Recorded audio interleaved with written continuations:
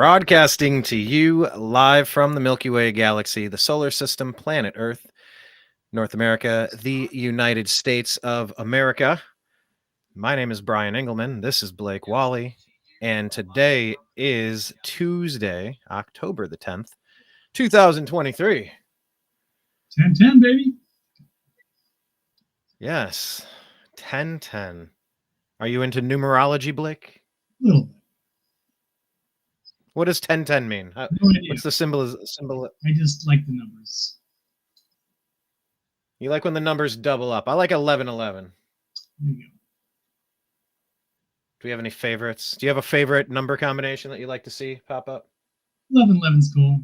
I pay attention to all of them. The angel numbers, if you will. The 222, 333, 443. If we will. All right. Well, yes, it is 10-10 today, and it's just a different world than it was last week. I kind of pine for the glory years pre 9/11, 2001. That was a different world as well.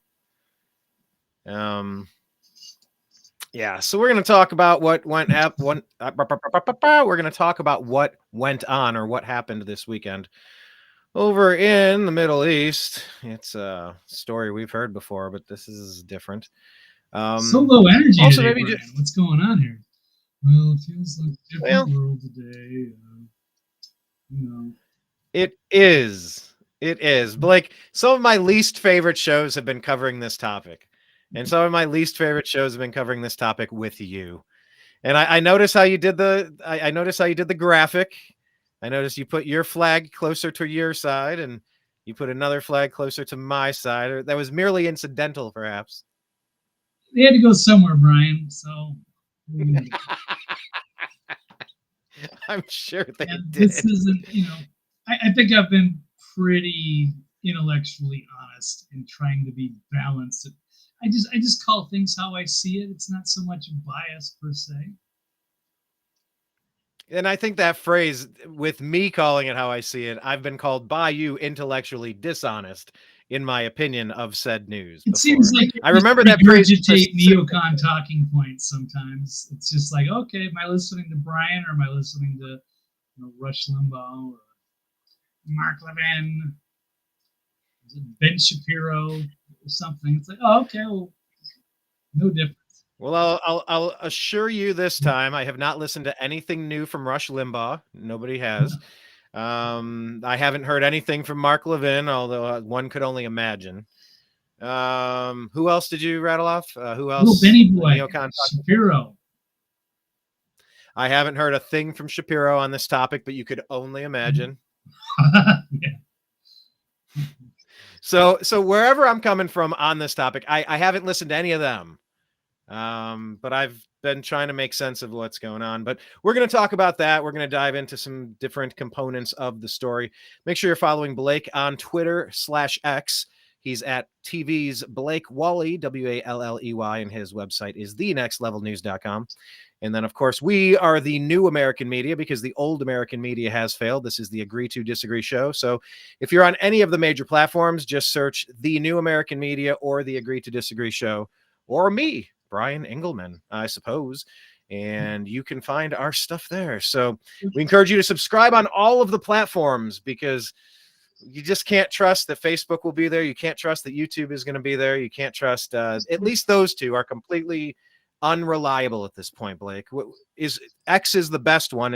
Where's your secondary and third? Where's your tertiary or your quatruciary social media sites these days? Like, how do you rank them? What you like Twitter the best? By far, where else? Like 90% of my time, at least, is spent there. I barely. So tell me how the rest of the 10% gets divvied up.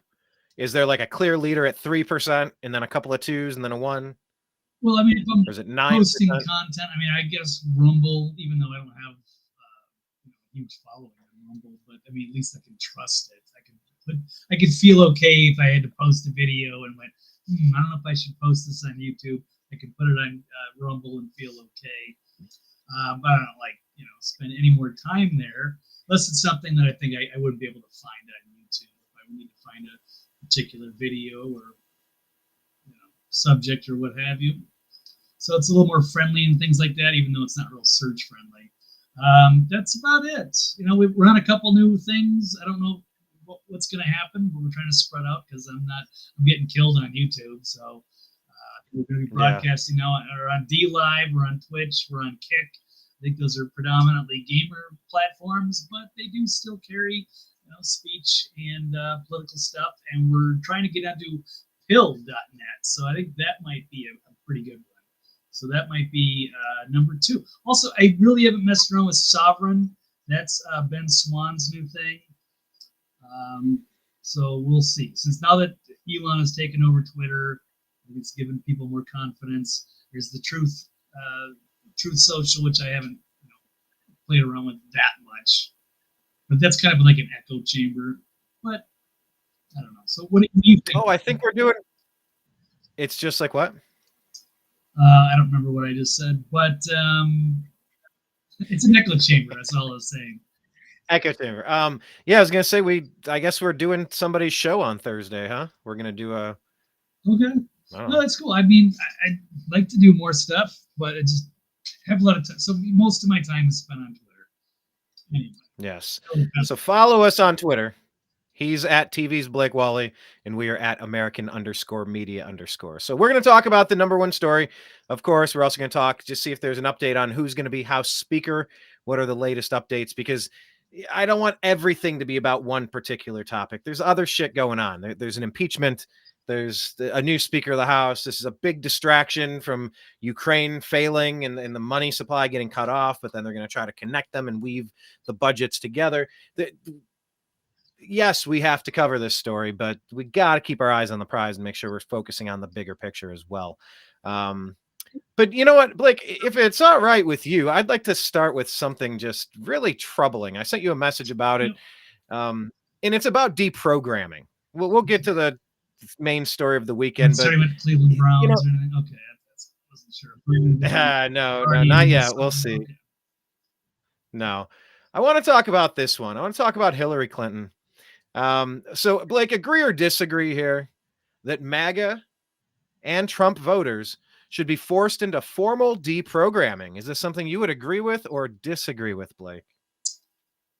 It depends on the context. No, I'm going to disagree unless I can get a real good understanding of this. But this is really over the top and tyrannical from Hillary Clinton. So they seem to be freaking out that they don't control reality, and they want us to believe their particular narratives, which a lot of them have fallen apart under scrutiny. So they've been pushing propaganda on the public for a long time. There's been a pushback with social media and some of these other alternative platforms like X and Rumble or what have you, or YouTube until they started chasing away people. But they don't like the independent voices. And then rather than just, counter it with, real facts, they just want to talk about deprogramming. So what does that entail exactly? But these are, these are something that an authoritarian would say. This doesn't belong in America. Brian, I'm being told that my microphone is a little off, so I'm going to unplug it and replug it in. Make sure it's working properly. Yes. All right, Blake will give that a shot. Sounded a little bit underwater, a little mechanized today. Okay, how's that going? That is night and day different. Oh, I hope you can tell go me back this like 10 minutes ago. It's all right. Well, I just kind of, I had 20 other show notes I'm going through. I'm working on my own tech over here, but yes, that is night and day. That is so much better. What did you do? Just had to reset it? No, for some reason, all the default settings got messed up. So. Welcome back. Oh, that is God, so 10 times better. Excellent. All right. Well, so anyway, we can ascribe we can ascribe any opinions that we want to Blake since we couldn't hear him for the first few minutes. So whatever awful opinion, just put it on Blake and you'll just dub over top. Ha ha ha! I cannot believe that you fell for it. Ha ha ha! Yes. Anyway, no, but yes. No, but yes, we are talking about deprogramming, and this is something Jordan Peterson is facing in Canada as well. Literal deprogramming. This is stuff out of sci-fi novels, things that you thought, yes, it could get so bad, but it would never really get that bad because we'd obviously, it's revolting. This stuff is just revolting. But here we are right in the middle of it. Hillary, this demon, rears her ugly head again. It's like, we're in the month of October. This really is like a Michael Myers. It's just, she's done, and then she gets back up and keeps chasing you again, and then she's done. Oh, here's another sequel. It's a trilogy now. Oh, good. She's goner now. What's ever going to happen? How did they find a way for a lightning bolt to attach to his coffin? I would have never thought we'd get a fourth movie out of this franchise. Hillary will not go away. She gets her talking points. She sits down with the alphabet agencies. She pushes her agenda, and she puts her clown makeup on. She gets a pantsuit. She has her willing tennis partner at a MSNBC, or I do you even know, was it NBC who she had this interview with? I don't even know who she was talking to. Oh, well, let me just pull it up. Probably MSNBC or CNN most likely, but we never know. Oops, I have to do the two-factor. I will double click that right, so that now it's up on the screen. Yes. You are a fantastic producer, Brian. I don't care what they say. I'm trying like heck. So Hillary Clinton wants Trump voters to undergo a formal deprogramming. Failed presidential candidate Hillary Clinton believes half of the country needs to be forcibly re-educated to abandon the ideology that led them to vote for former President Donald Trump. Of course, she's still upset, still bitter about her loss in 2016. So it was a sit-down interview with CNN on Thursday. Winfrey infamously said that half of Trump supporters belonged in a, quote, basket of deplorables, alleged that the MAGA extremists who only take their marching orders from Donald Trump deserve to be brainwashed. So she pondered aloud, when do they break with him? Because at some point, maybe there needs to be a formal deprogramming of the cult members. But something needs to happen. And then I guess this is from CNN's Christiane Amanpour. Okay. Very strong partisans in both parties in the past. And we had very bitter battles over all kinds of things, gun control and climate change and the economy and taxes. But there wasn't this little tail of extremism wagging the dog of the Republican Party as it is today. And sadly... And Wag the Dog, the movie, Brian, we've covered many times, was kind of seen at, thrown at Bill Clinton. It's funny she references that with the Firefly Girls scandal. Yeah. Monica Lewinsky and Jennifer Flowers and Juanita Broderick, and the list goes on, and then Vince Foster and Watergate and what happened at Watergate. And there was that big Oklahoma City bombing, and oh, wow, look, the documents may or may not have been stored at this location. And Watergate disappeared. And then RFK Jr. and RFK and Hillary's going for office. And then, what happened to this plane? The plane disappeared. Looks like Hillary's going to walk right into this position of power. Anyway, it goes on and on with this lady. But she chose Wag the Dog, which was about a fake war to deflect the bad press off of the political candidate of the day. That was Bill Clinton bombing an aspirin factory in, I don't know, Kosovo, what was it, Sudan or Mogadishu. Kosovo. Mogadishu. Did they have to go into Yugoslavia? Something like that. Yeah. Bosnia, Herzegovina. Yeah. As soon as they get the heat on him for his affairs, all of a sudden, we got to go into a war. So it's all set up, and funny she mentions that. So she's like reinventing history here. So many, but yet she wants to brainwash her opposition. Of those extremists, those MAGA extremists. Make America great again is somehow extremism. I'm not sure why that is, but in her little world, yes, I guess that makes sense. But not really. This is the typical of the propaganda and these wicked people, which we like to call out, but they don't acknowledge that. They would just rather call us extremists. Take their marching orders from Donald Trump, who has no credibility left by any measure. So it just seems like pure projection. Again, she has no credibility. She just emerged out of nowhere. Yes, Brian, maybe it's a little Halloween surprise. He's only in it for himself. He's now defending himself in civil actions and criminal actions. And when do they break with him? Which, remember Trump, remember the big salary that he took when he doubled his salary as president?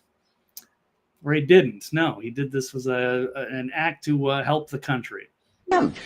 You know, because at some point... So saying that's all in for himself is really disingenuous. You know, maybe... Meanwhile, Biden's been doing business deals all over the world to enrich himself. There needs to be a formal deprogramming of the cult members, but something... Formal deprogramming for the truth tellers, for the people that call her out on her bullshit. So, yes, Brian, the Wicked Witch of Washington. You have where she goes on to describe the character traits. Do you have any more of this, or did that clip cut off right there? It cuts there's a few right more there. important things. Okay. So I don't know if there's anything else. Oh, there's a lot. Well, more. yes, on this video. So Clinton claimed Trump supporters don't like migrants, or maybe they don't like gay people or black people or the women who got the promotion at work. I mean, it's such BS. So there are migrants that love Trump. There are gay people for Trump. There are black people that love Trump. So it's just all bullshit. But she can get away with that on CNN. But in the real world, we know that's full of shit. Yeah, and that quote continues about how people who used to say whatever they wanted to say and get away with it, and like that quote continues. I don't know if you have it in the text there. She said it's, and I don't have it in front of me. Yeah, she just said it's like a cult and somebody has to break that momentum. And that's why I believe Joe Biden will defeat him. And hopefully then that will be the end. The fever will break. So she thinks this dementia-ridden puppet stumbling around is somehow going to defeat. I mean, give me a break. She also talked about like how foolish it is to doggone it. I probably need the text in front of me, but she also talks about freedom and making decisions and how people that feel like they should be in control of their lives. Like she was trying to mock free will and free choice. Like we are literal servants at her demonic feet. Yeah, that sounds about right. Sounds like, Morning Joe and Micah Brzezinski, who wants to, tell you how reality works. They want to control what you think and what you see. They don't like alternative views. They're really freaking out of TDS, Trump derangement syndrome. And they've somehow they're trying to gaslight the public as though, make America great is some kind of extremism, which classic Americana. I don't get how that's some sort of extremism. When they try to compare MAGA to fascism. Like, where do they come up with this stuff? Where is the authoritarianism from Trump? Where is we're cracking down on or trying to re-educate leftists? There's nothing about that. There were 4 years of President Donald Trump. There were 0 new wars. 0. As we're watching what's happening in Israel, as we're watching what's happening in Ukraine, as we're watching what's happening in Taiwan, as we're watching what's happening at our southern border. It's just astonishing to see these retread candidates, these characters, just slither out from underneath whatever rock they've been sunning behind, licking their wounds, their little forked tongue wounds. Yeah. I can't believe she's still at this. It almost re-energizes me to remember just how evil the attempt to get her into office in 2016 was. Oh, yeah. And with the things that, this would be a much different world today. Who knows? She was like ready to get us thrown into a war with Russia right away. Well, in Syria, we came, we saw, he died. Yeah, Libya getting rid of Gaddafi. Oh, I said Syria. Wait. Well, they wanted to get us into Syria too. That's actually part of yeah. our. That's going to be. We're going to mention them a couple times as well in this broadcast. Just getting into the Middle Eastern stuff. But yeah, Well, they love it. let's do it. Let's jump into the rest of it. But I encourage you to go and watch that actual interview. It is way more bone chilling than we have the time devoted to just break it down. There's several more creepy clips out there for your Halloween viewing displeasure. But yeah, do not sleep on the fact that this Democrat Party is just as evil as it ever was. And by the way, Hillary, you had uranium one. What I call it, Ukrainian one, Uranium one. Good Lord, I'm mixing these words up. Just all of these nuclear materials and being behind the sale of that, having private servers wiped it. You mean like with a cloth? Remember Hillary out on the campaign trail doing that one? Remember that time that her and the DNC collaborated with Perkins Coie to create a fake Russian dossier so that Barack Hussein Obama could get a fake FISA warrant to spy on candidate Trump to try to sink his campaign? Remember all the jail time for Obama and Clinton? Am I living in a cuckoo clock? No, Brian, you need to be re-educated. And I wonder what that entails. Could you imagine trying to like deprogram other? I don't know what that even means or how they would go through with that. 2 + 2 is 5. Have you seen Roots, the Kunta Kinte? The one where it's like, what's your name? Kunta Kinte, and they whip him. He's like, ah. Right. He's like, my name. He says, your name is Toby. And you just kind of keep going. Re-education is when you finally relent and go, fine. What's your name? My name's Toby. Yeah, So 2 + 2. What is 2 + 2? 2 + 2 = 5. And they write about it in 1984, the breaking of the will and the spirit. It's like they know they're lying. You know they're lying. They know that you know that they're lying. And what's demanded is that you repeat their lie, knowing that it's a lie, and them knowing that you don't believe what it is, but you're still repeating it. That's what we're up against. Yeah. That's what re-education is. That's what Jordan Peterson is facing. They're banning podcasts in Canada, Blake. Yep. I know. Yes, I want to have like open conversation with a lot of these people that I disagree with so that I can hopefully get through to them and show them a different perspective on things. But for them, they just want to like smuggle us into a gulag somewhere to re-educate us in precisely that way. Some sort of awful, torturous reinforcement until you're forced to comply, like it's under Stalin or something. It's creepy. Yeah, but they lack self-awareness, and I don't think there's any getting through to her. And she's not going to get into an interview with somebody, more outside of like CNN or something, to get called out on her BS. Not going to talk to Brett Baer. She can't get away with saying something like that in front of certain people, but CNN will let her get away with whatever she wants to do. Don't want to piss off the Queen. Yeah. All right. Well, here we go. Let's jump into the main story of the weekend, shall we? Okay.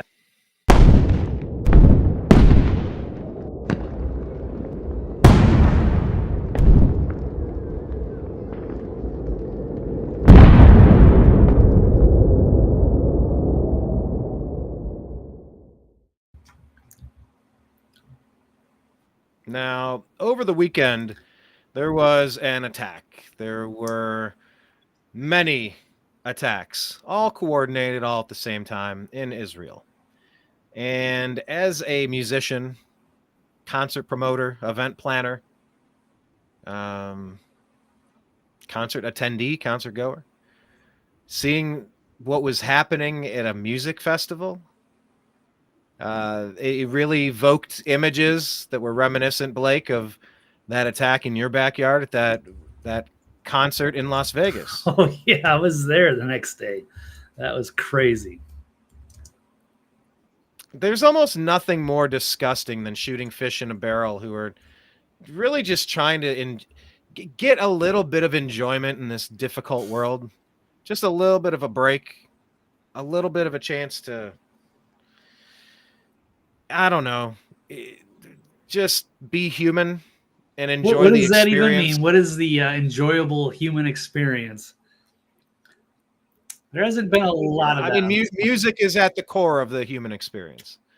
I think music is the heartbeat that we have that we don't realize we have. I've been a musician and I've been around music my entire life, so maybe other people don't resonate exactly the same way that I do. But I don't think there's very few things that are more chicken shit than going after unarmed people at a music festival and then going after kids or going after girls and torturing or raping or mutilating and desecrating bodies. And yeah, it was pretty jarring this weekend, Blake. It was pretty horrific. a lot of questions. Yeah.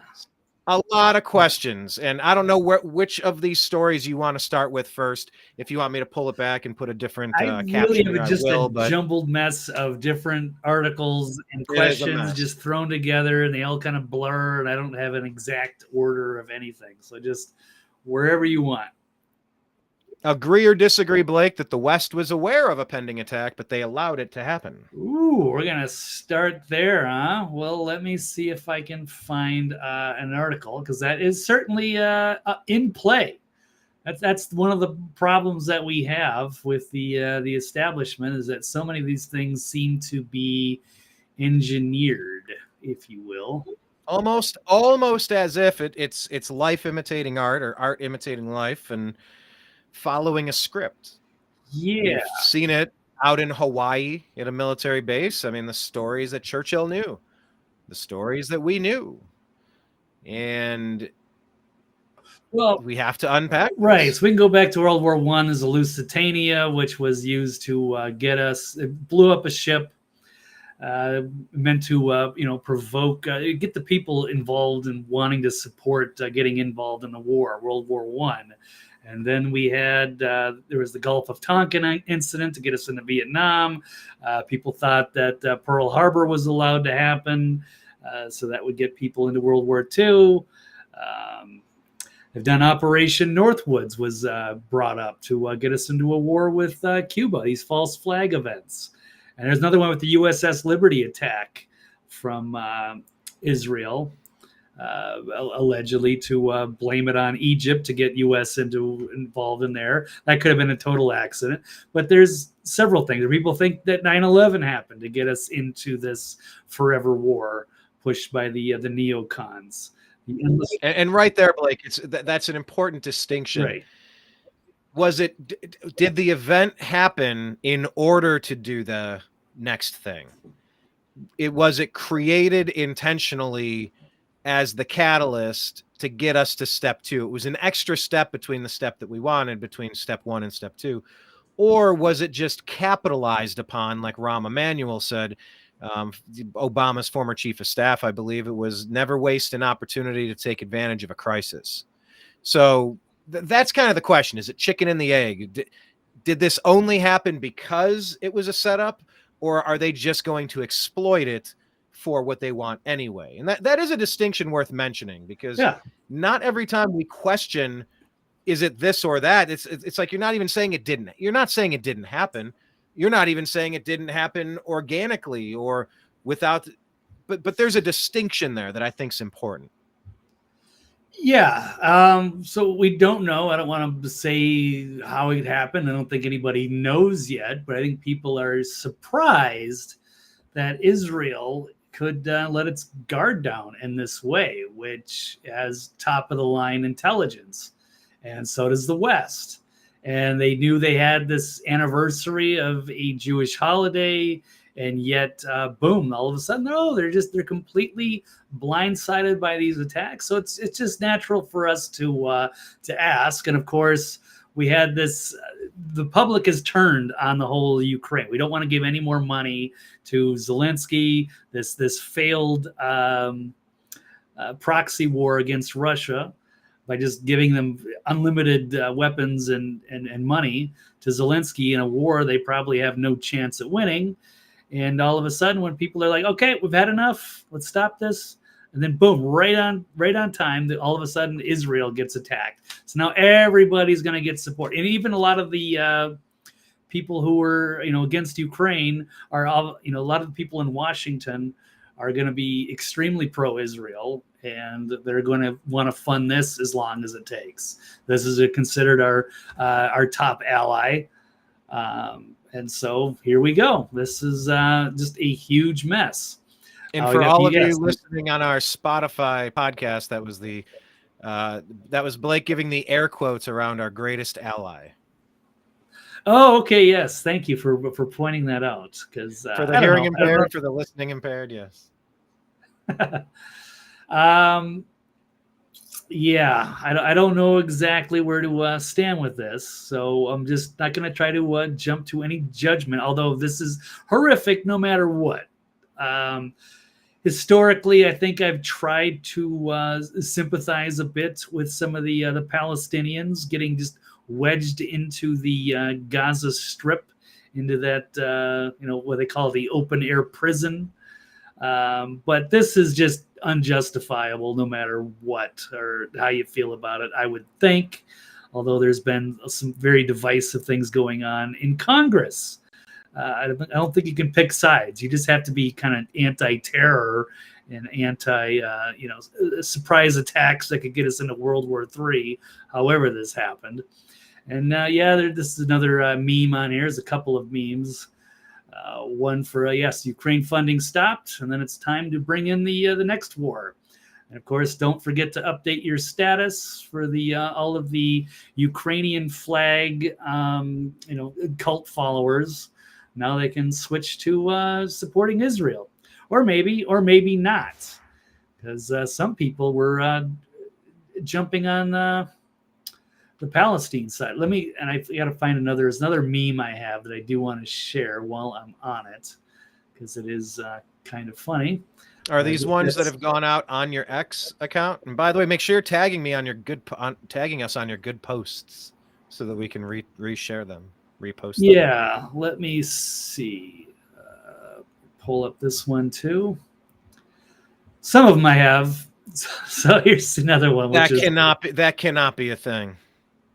Yeah, I think this was in Is that not the Babylon Bee? No. I believe that this is real. And is that community welcome in Palestine? No, that's what's so odd about this is that, there are things to sympathize with the Palestinian people, whether you think they're getting fairly treated by Israel or not. But I mean, they lack self-awareness. They don't know what's going on. So if you're going to support queers supporting Palestine, they don't seem to understand that they're not allowed in that kind of society. They would be thrown off buildings over there.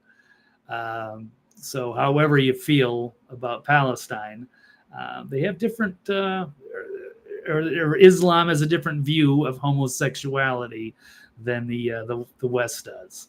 So it's not quite as open as you may think. But a lot of that's people, they jump to these things without fully understanding. But it is a very complicated issue out there.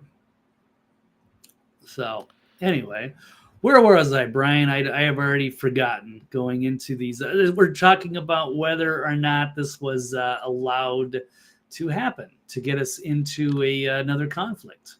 And of that, I'm not really sure. Here, I'm going to pull up another tweet. Let's see. Well, and you just wonder how paragliders are just not noticed. It's one of the most heavily fortified, secure, defended areas on Earth. Yeah, we'll get into that. And there's also this is timestamped. This is Harrison Crank, who's very vocal on Twitter. And he put this little video out. It was posted by Hamas days before the attack. Literally shows a military parade and ends with the caption, quote, soon. So let's check this out. Oh, of course.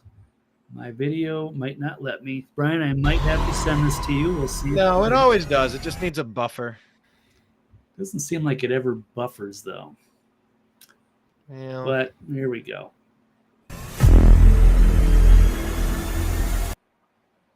All right, so we just start with... Oh, for frick's sakes. We might have to send this to you, Brian. It sounds like it's going to be a hype video. Just describe it for us. All right, one more time. Well, this is Hamas. They're having like a big military parade, and this is like they're getting ready for something. And what is it? Here's our soldiers marching. Masked terrorists. They look like. They don't look like good guys. Why do they cover their faces like that? They got those old Toyota pickups with mounted machine guns.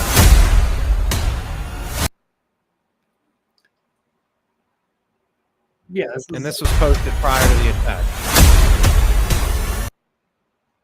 Look at that. That's an AK, or that's an AR rifle along with the AK. So people are suspecting that they're getting these weapons out of Afghanistan, and who knows? They probably got some with the war they were having in Libya as well. They're arming all these ISIS terrorists. Yeah, and this is so annoying. This was right on the heels of Obama / Joe Biden unfreezing $6 billion, right? Well, that was potentially used to fund these guys, these military groups. They can enrich their family and their suicide bombers or what have you. So if they pay them enough money, yeah, they might jump into Israel. But still, it's hard to figure out why they, what happened with the security. Who was that posted this? Harrison Crank. And who is Harrison Crank? He's a guy on Twitter, but he's always in the mix of everything, or he tweets a lot. But he posted that video and he time-stamped it. Is he on the right side of it? Was he posting this prior to the attacks? Like he had advanced knowledge of it? No, he posted this yesterday at... last night he posted. He found that it was posted. Yeah, it's like a propaganda video from Hamas. Literally shows it's a military parade and ends with the caption "soon." So there looks like they're gearing ready for war. And then he tried to show Jack Posobiec, and then he says, "Here is the Palestine Chronicle article, which is time stamped on October 4th." So if that's from 6 days ago. Largest in the history of the resistance in Gaza. Let's pull this up from the Palestine Chronicle. Does it pull? Okay, does it come up? Here we go. Largest in the history of resistance in Gaza. So Palestine, I don't know, independent journalism, whatever it is, unveils new weapons in a military parade. So, describing it the largest military parade in the history of the Palestinian resistance in the Gaza Strip, hundreds of Islamic Jihad fighters took to the streets in a rare show of strength. That was the 36th anniversary of the establishment of the Palestinian Islamic Jihad. So it's not independent journalism, it's Islamic Jihad. The movement, which has grown in power exponentially, wanted to send a strong message to Tel Aviv that repeated wars targeting the moment have not weakened it, neither militarily nor politically. So it seems like they should have realized that something was coming. And yet, and Hamas. Go ahead. Sorry. No, that's go ahead. You got Hamas has, and they have a charter that says that they will not stop until Israel's erased off the map, right? That's who Hamas is? It's very complicated because I'm reading. I thought it was clear that they're calling, like, they will never settle for a two-state solution. Oh, that could be. I mean, it goes both ways. So there are people that are extremists on both the side of Israel and the side of Palestine that wants to see the other side completely wiped out. And this is, I think, one of the better articles I've seen. out of the activist post from Brandon Turbeville, says something is not right about the Israel-Hamas war, and could it lead to genocide in World War III? Yes, the Saturday morning, the ominously quiet region was set alight with rocket fire, gun battles, and declarations of war, the latter threatening to bring in a multitude of other countries on either side. The events that took place in Palestine and Israel could very well be the powder keg that ignites the rest of the world into an open and undeniable third world war. So, lots of rockets being sent, retaliation. But I'll get into some of the lead up here. So, Israel claims that the surprise element of the attacks were the result of a catastrophic failure of intelligence on the part of the Israeli intelligence apparatus. So they're saying the Hamas used methods to bypass its surveillance system and thus avoid detection during a prolonged period of planning. And while Israel has a robust system of cameras and internet cell phone monitoring, it's reported that Hamas used more traditional methods of communication, such as in-person meetings and the use of couriers to deliver messages, thus avoiding the technology and pitfalls of technological surveillance. However, something doesn't seem right. It doesn't add up. Gaza is one of the most surveilled areas of the world. The Israelis are exceptionally good at intelligence gathering and putting that intelligence to use. And yet we are supposed to believe that there were not enough Israeli intelligence agents on the ground in Palestinian territory to catch wind of such a monumental operation. Anyone who understands geopolitics and has been to the Middle East knows well how powerful and effective Israeli intelligence is in the region. So, but while it might be possible that Hamas did outwit Israeli intelligence by using rudimentary methods of communication, how do we know this now? How did we know the next day? Did Hamas announce its methods, or did Israel discover it 24 hours too late? This explanation seems all too neatly sewn and all too quickly delivered to be entirely believable. So, I don't know. And then Brian getting into that question, he's saying, who is Hamas? And it's indeed on its own soil. Israel's been documented creating fake Al-Qaeda groups to justify its treatment of the Palestinian people. And yeah, Brian, I know with America, we've been, funding moderate rebels or what have you. So is Hamas created? I don't want to know if I want to go that far down the rabbit hole. But Blake just gave the air quotes again. Yes, all the audio listeners. Yes. Yeah, that's for like when John McCain funds moderate ISIS rebels. Yeah, so something is rotten here. Hamas, I guess, was created by Israel itself for the purpose of splitting the PLO and the Fatah, the leading outfit for the Palestinian freedom and resistance movement. So it's kind of like creating this enemy to justify, endless war. I don't know. I'm not going there. I don't want to go there yet, because that's again down the rabbit hole into the conspiracy. We've had peace here for a while, right? Hasn't this been?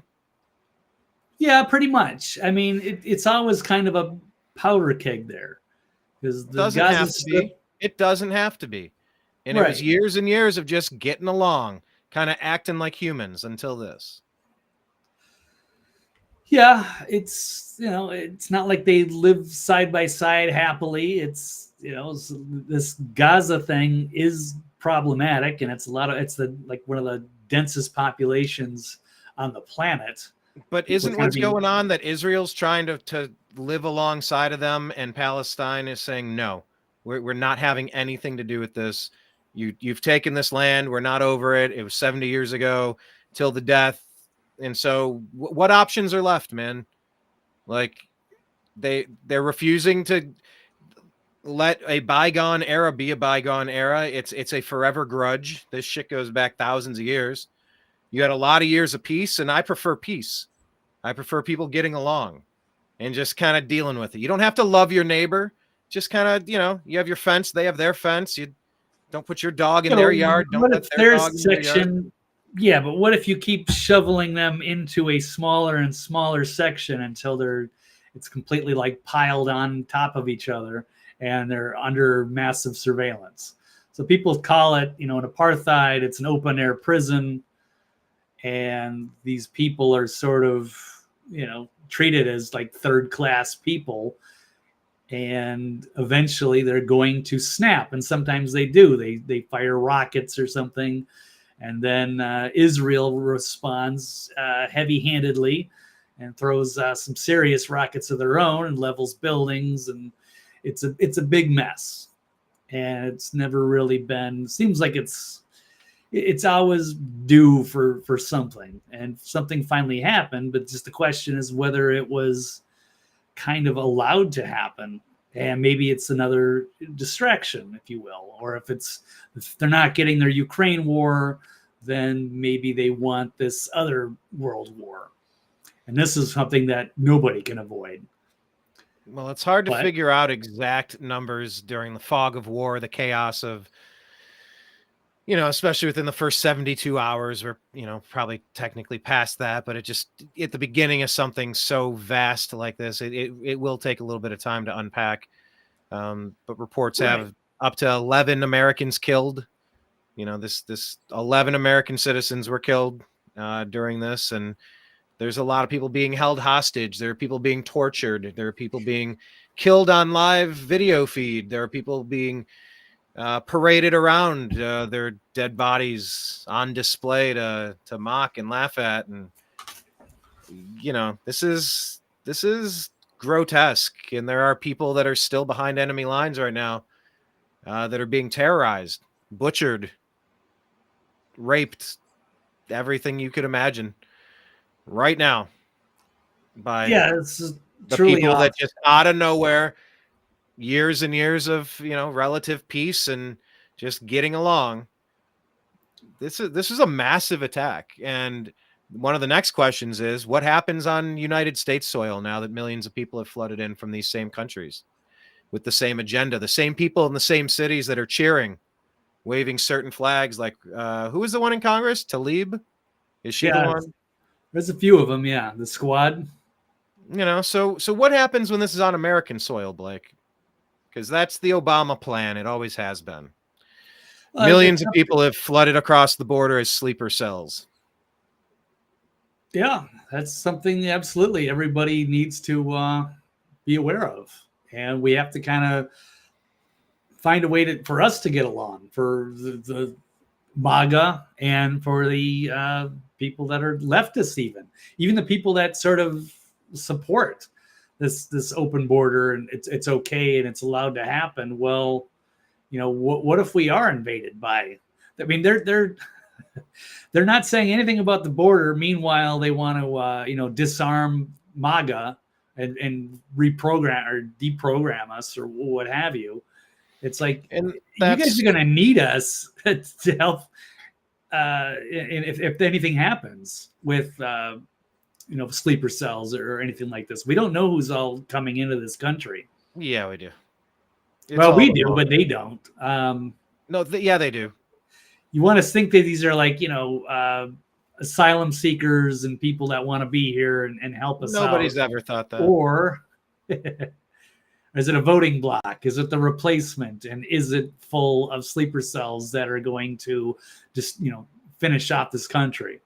They're going to get what they wanted. They're going to, go after their MAGA enemies, and then they're going to replace them with what? The globalist terrorists? It's so ridiculous. They don't know what they're getting into. I think they do. Average public is totally brainwashed. Yeah. But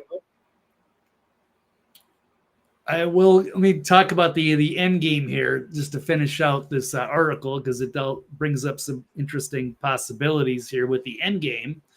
Of course, the Israeli official story of the attacks may well be true, and we cannot discount the possibility of just an organic uprising against the Israeli government, which has treated the Palestinian people so horribly throughout its history and is essentially engaged in a plan of slow eradication of Palestinians.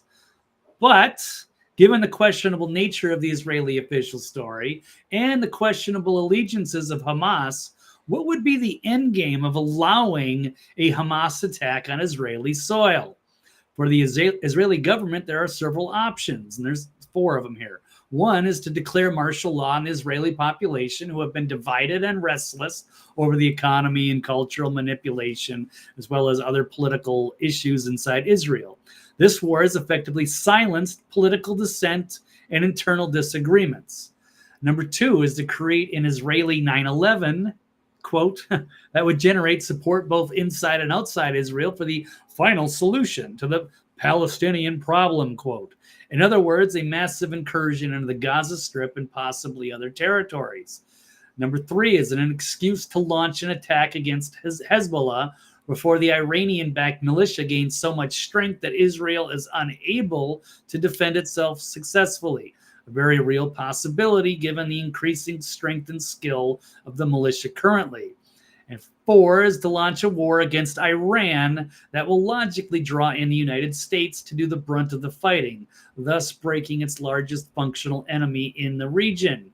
So that's, in conclusion, naturally, it would be important to point out that it is unlikely that the Israeli government would take such steps without first consulting the U.S. and being reassured the American military will quickly come to its rescue. So I don't know, but the current Israeli war is already spilling across borders, and if it's not contained immediately, we'll risk bringing in Lebanon, Hezbollah, Iran, Syria, Egypt, the United States, NATO, and Russia, as well as the gangs and hordes of Islamic fundamentalist terrorists the West have sponsored across the Middle East. So Western powers must stay out of the Israeli-Hamas war. Both the United States and Russia likely only become involved as a result of U.S. involvement, must show restraint in this. The world cannot afford to allow this war to become the graveyard of humanity. So I'll end there. So this was my favorite article of the day. You could say it's maybe slightly biased, but it does bring up some good points. Of course, we can also show the other side here. Israel must eradicate Hamas and accept nothing less than unconditional surrender. And so there's a lot of heated opinions on each side. So well, read some of that one. Let's get some of the rationale there too. Equal time. Okay, so the Western world awoke Saturday morning to war in Israel. Yeah, we already know that. Hamas terrorists slaughtering Israeli civilians in the streets, rockets raining down on neighborhoods, horrifying videos, dead people paraded through the streets, and then there's a bunch of dead babies and all this stuff. But one thing is immediately clear: Gaza will now be reduced to rubble.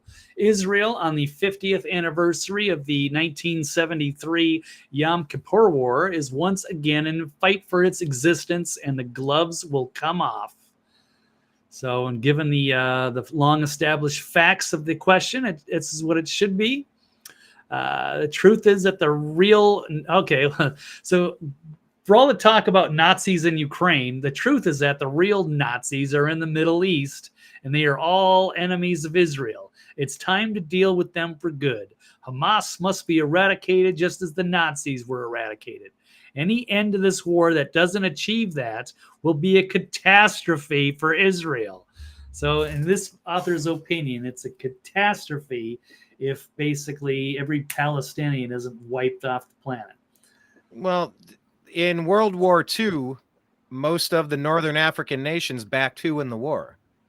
Did they have the side of the United States, or did they side with the other guy? I'm assuming the U.S. I'm not actually 100%. I know they were. No, they neutral. sided with the mustache guy. There was well, not like kind of like how you see today. If it takes care of these people, they're forever aligned against allowing those people to exist. At least since back to World War II. Right. They are refusing to let them exist. Yeah. It's a disaster. But that's what's happening. Trying to think what else we have. So let's actually Take a look at what's going on with Gaza. Like Brian, in our little thumbnail for today's show, I've got Gaza in our background, and it's dense, but it's all intact. But now we see kind of video of some of the aftermath of what's happening on Gaza and what it looks like now. It is a lot of rubble. يعني نتواجد معكم مباشرة من حي الرمال. I'm going to shut the music and voice off. But that, even if you believe the Palestinians or the Middle Eastern, these crazy Islamic groups are Nazis, I mean, did we do this too? Yes, when we did bomb Berlin back in the day, even though maybe not all Germans supported the Nazi war machine. It would be sad to see a lot of innocents destroyed in these horrific attacks. Let's pull up another story from the Epoch Times saying U.S. and European leaders also want to say Hamas does not represent interests of Palestinian people. So we don't want to necessarily demonize anybody. It's Hamas that are the problem, or these terrorists, not just necessarily just innocent people because they happen to be there. Again, it's a very complicated issue. And what else do we have? Wall Street Journal citing exclusively anonymous sources claiming that Iran helped plot the attack on Israel. And yes, they had $6 billion unfrozen, and was perhaps. Well, you know what the Obama with Joe Biden at the end of his puppet strings administration says about the $6 billion, though, Blake, right? You've heard their response. Probably, yeah. They say, no. This money was earmarked for other purposes. Yeah. Oh, it's supposed to be like for medical and helping children and old people or whatever. Yeah, It's so you all just humanitarian stuff. It's building their infrastructure and building schools and BS. So you have in your right hand and your left hand. You have your regular operating budget in your left hand, and then over here, Biden gives you $6 billion unfrozen. But this money cannot be used for anything bad. Okay, well, now I've freed up $6 billion in my left hand to go do whatever I want. I got all this extra money. I can do it right here with my left hand. Doesn't matter. It is the most insane argument. And the timing couldn't be, the timing is strange. There's a lot of strange things on the timing, Blake. We had our national emergency alert system tested in the United States last week, just a couple of days ago, right before all this kicked off. We had Speaker McCarthy removed from office just so recently, just about a week ago, right before all of this pops off. And you go, what does Hamas even have to gain here?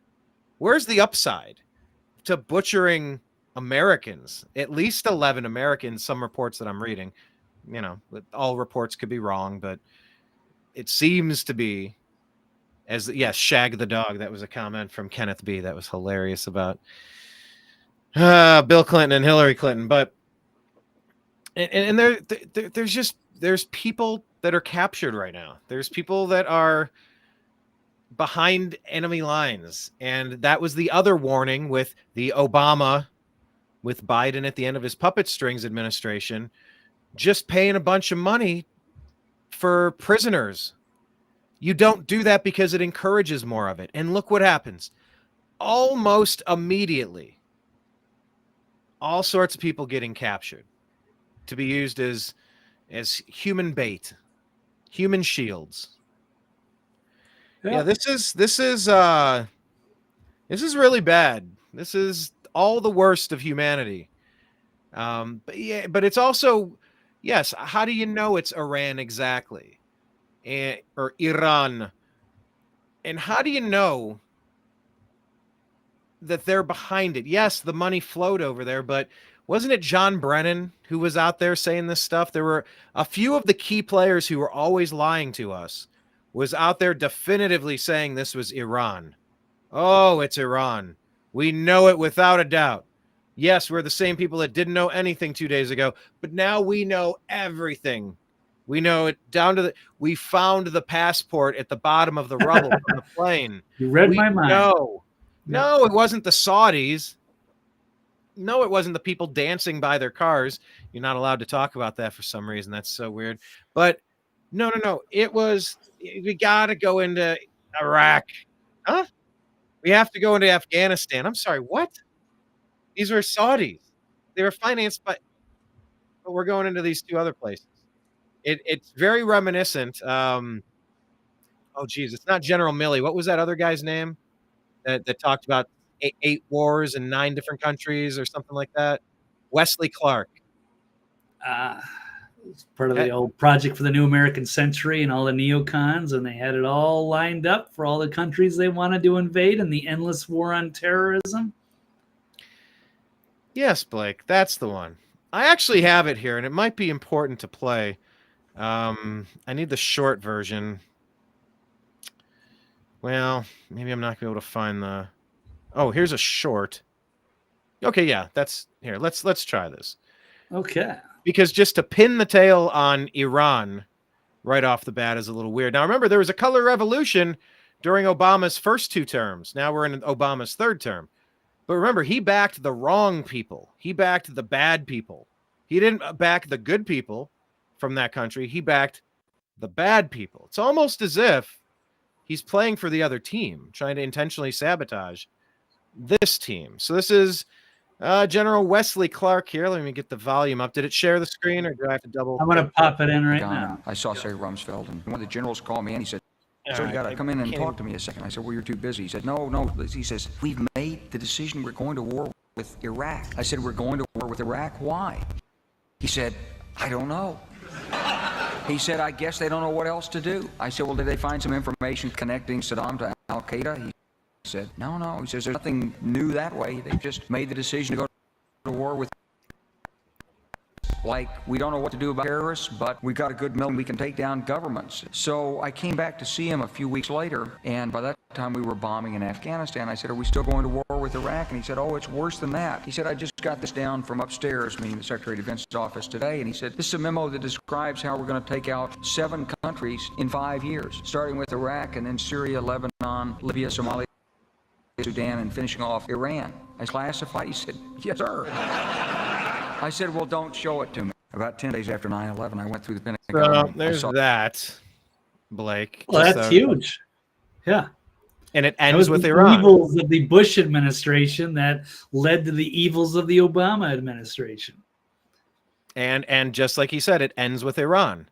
And here we are again. So surprised. We know exactly who's behind this. The attack makes no sense. I don't see the strategic.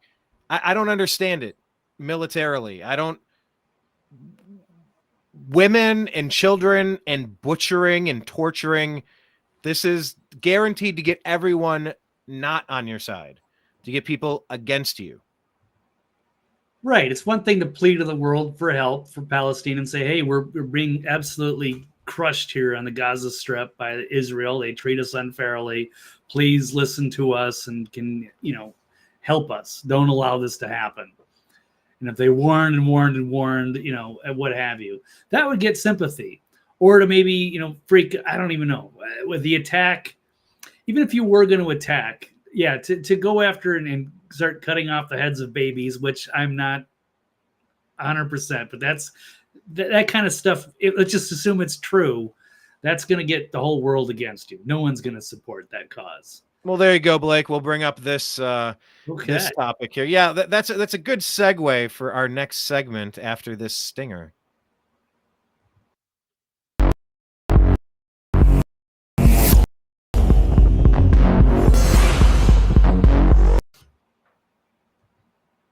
I don't know if you intended for the pun to be in here, Blake, but agree or disagree that Hamas is cutting off the heads of babies. Oh, it's not an agree or disagree.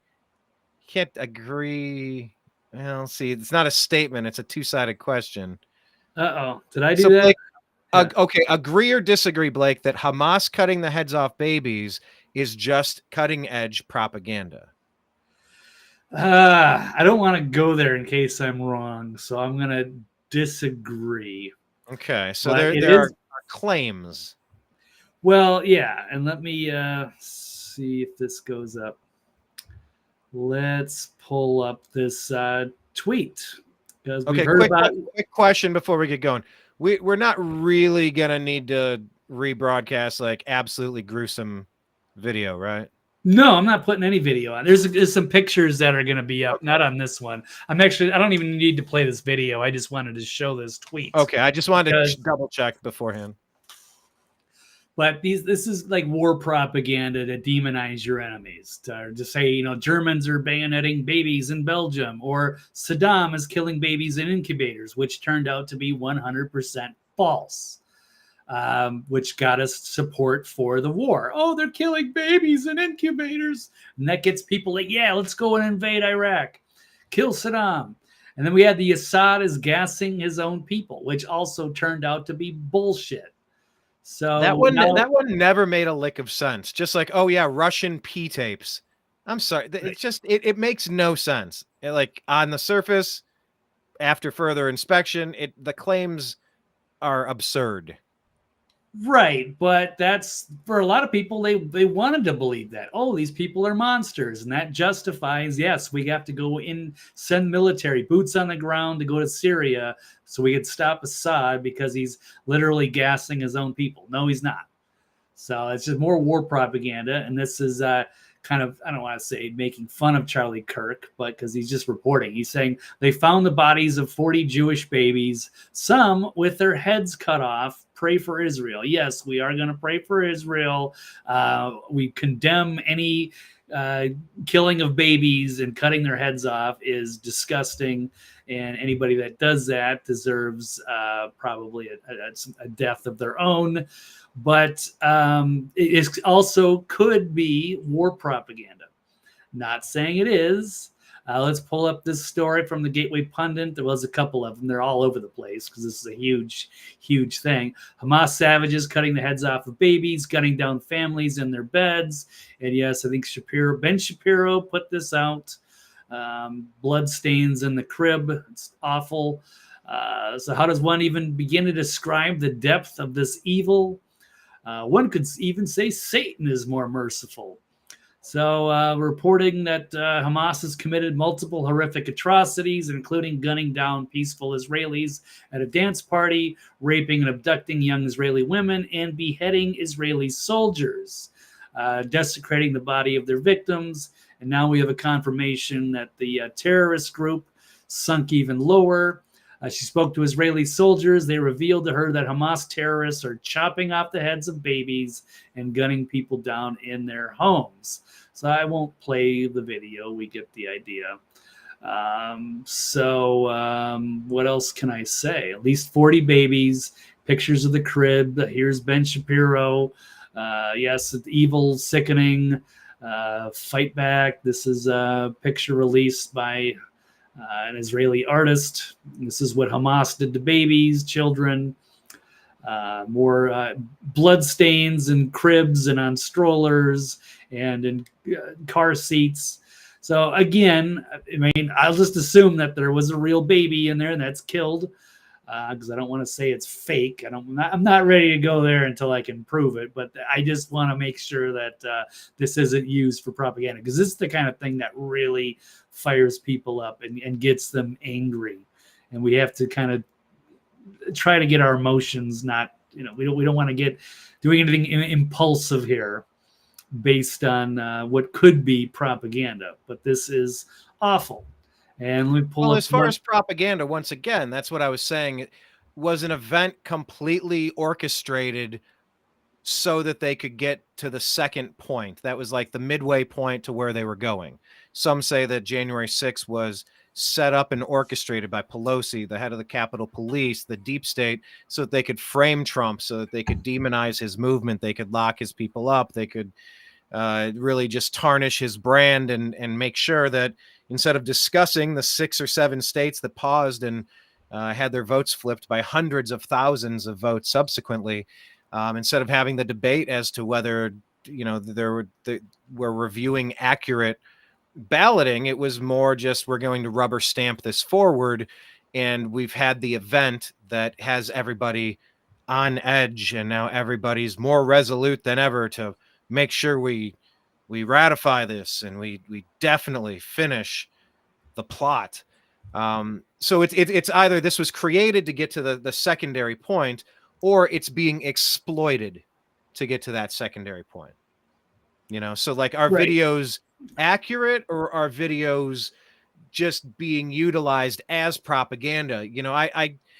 I don't have any videos in front of me that I feel like playing, but I've watched probably more than was healthy. I definitely had the sense, and I'm not going to say whether they were from today or from 3-4 days ago or with this side or that side, but I will say I probably saw 5 to 10 videos that did not seem genuine to me. Just my initial reaction to watching some of these, they didn't seem authentic. They seemed to be acting. And that's not to say that the event didn't happen, and that's not to say that people were not tortured and killed and hurt and killed. But yeah, in the fog of this, it's hard to figure out what you're watching. If it's from Wag the Dog, remember where they give her the bag of Lay's potato chips and she runs across the bridge? We want the bridge on fire. We need wailing in the background. All right, now give me some flames and some smoke. How about some sirens? No, not those sirens. Yes, those sirens. Okay, go. Okay, now take it. How about a dog? No, how about a kitten? A Lhasa Apso. Yeah, let's do a Lhasa Apso. Whatever the fuck that. Yeah, let's do a Lhasa Apso. So some things could be completely orchestrated just as fake videos, and others could be real videos that are being used to traumatize and recruit. I don't know exactly what percentage of these there are. I don't know if it's a guarantee that we're seeing accurate footage mixed in with fake footage, but some of the things that I saw did not ring very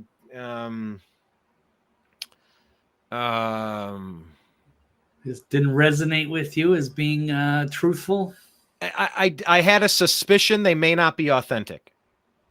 That's All right. not all of them. That's some of them. Is it this side or that side? I'm not even getting into that. I'm not even going to show you what I'm talking about. I'm just saying, my spidey senses on some of these, but then on some of the others, it makes you want to vomit, and it makes you want to, get your gun and enlist in the military and go over and start killing Nazis and terrorists. Yeah, Right. It was really, really disgusting. What to target a music festival like that. And I was reading reports of they tried to get out, so then there was this big long motorcade, and all the cars were blocked in by the police. But then those weren't the police; that was a fake, and they just gunned everybody down in their cars. Like, I read this 9-page, I don't know, this story from this person, and I put myself in that position because I was recently at a large gathering, and every time I go to a large gathering, you just wonder if, could there be a Boston bombing situation? Could there be something like you just had in Israel?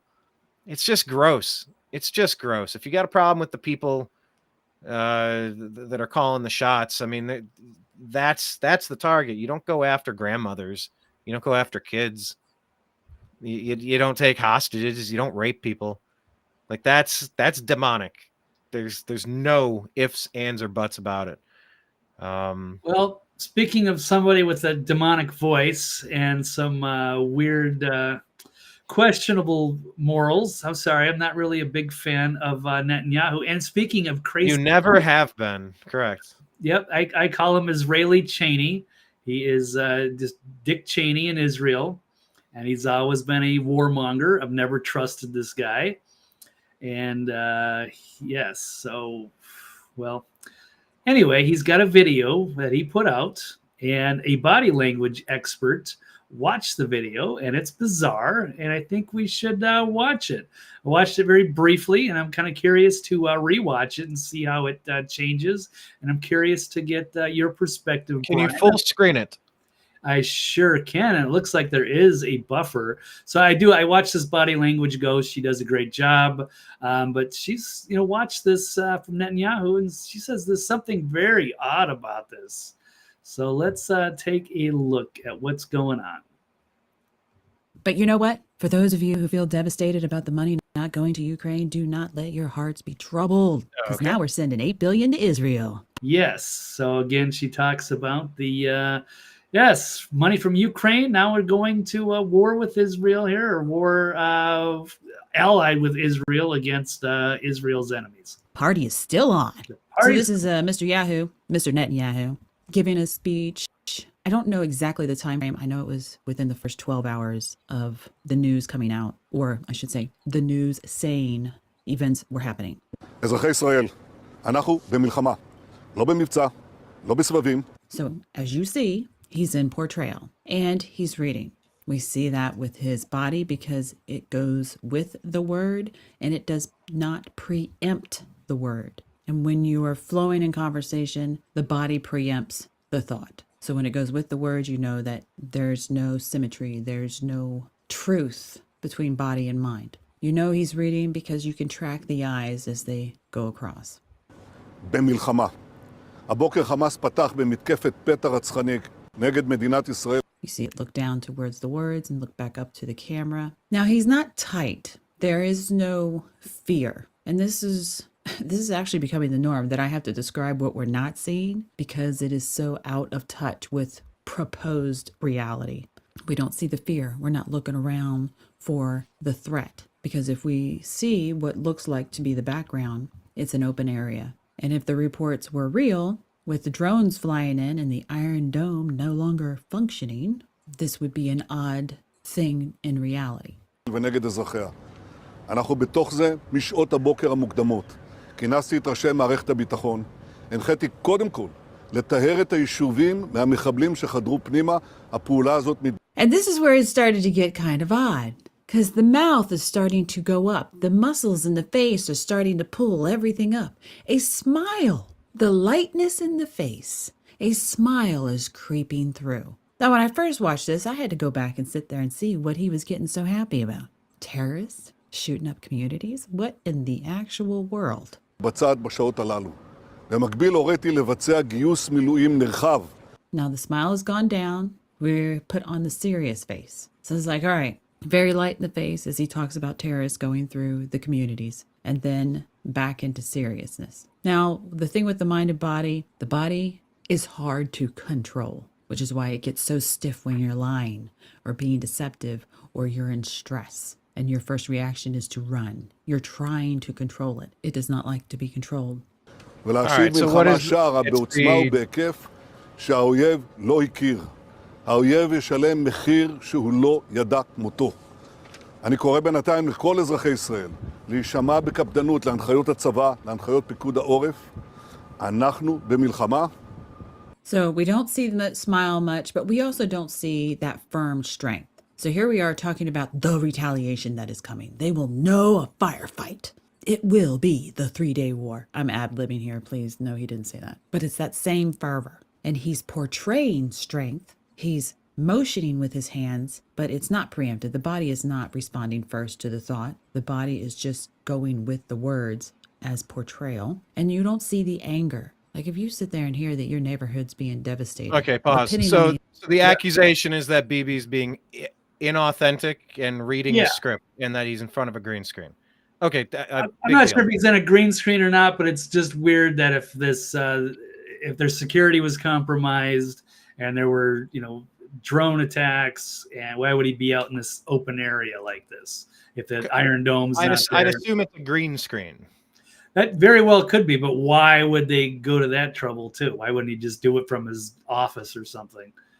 So it's just, it's strange that she's pulling this up, whereas just the body language and the words that he's saying, they just don't seem to add up. Like this is somehow staged in some way, perhaps.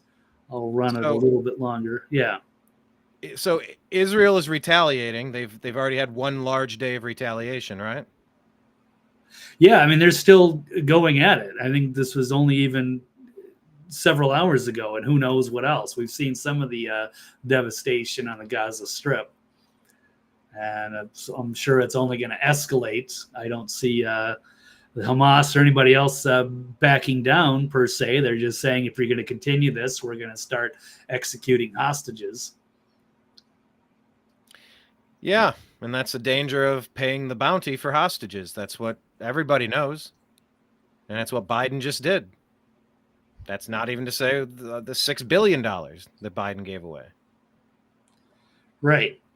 So we'll pull up another minute or so of this and see what we can get any more info. Individuals, you'll get a range of emotions. They're not all the same, but basically you see fear, you see righteous anger, not just anger, but a righteous anger, annoyance, some irritability, the stuff that says, I don't like this. I don't like the scenario. But with him, all we're getting is the portrayal of this is what we're going to do.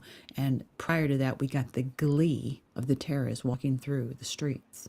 Now, he did another presser at their command room. I'm going to assume it's like the bunker for their central command. And I mean that in the sense of what its capabilities are compared to the U.S. מהבוקר מדינת ישראל נמצאת במלחמה.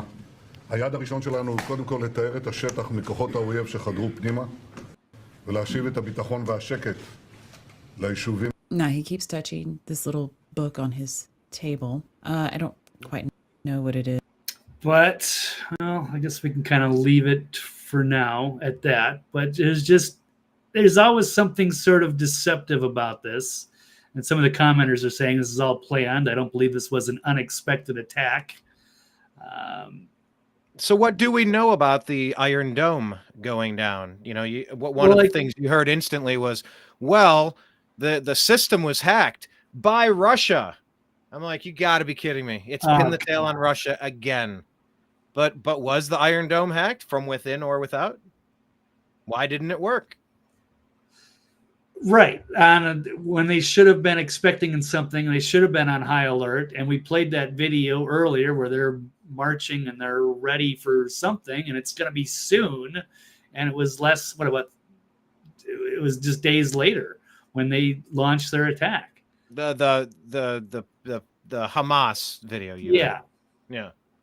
Okay. So like a war rally, a military parade of sorts.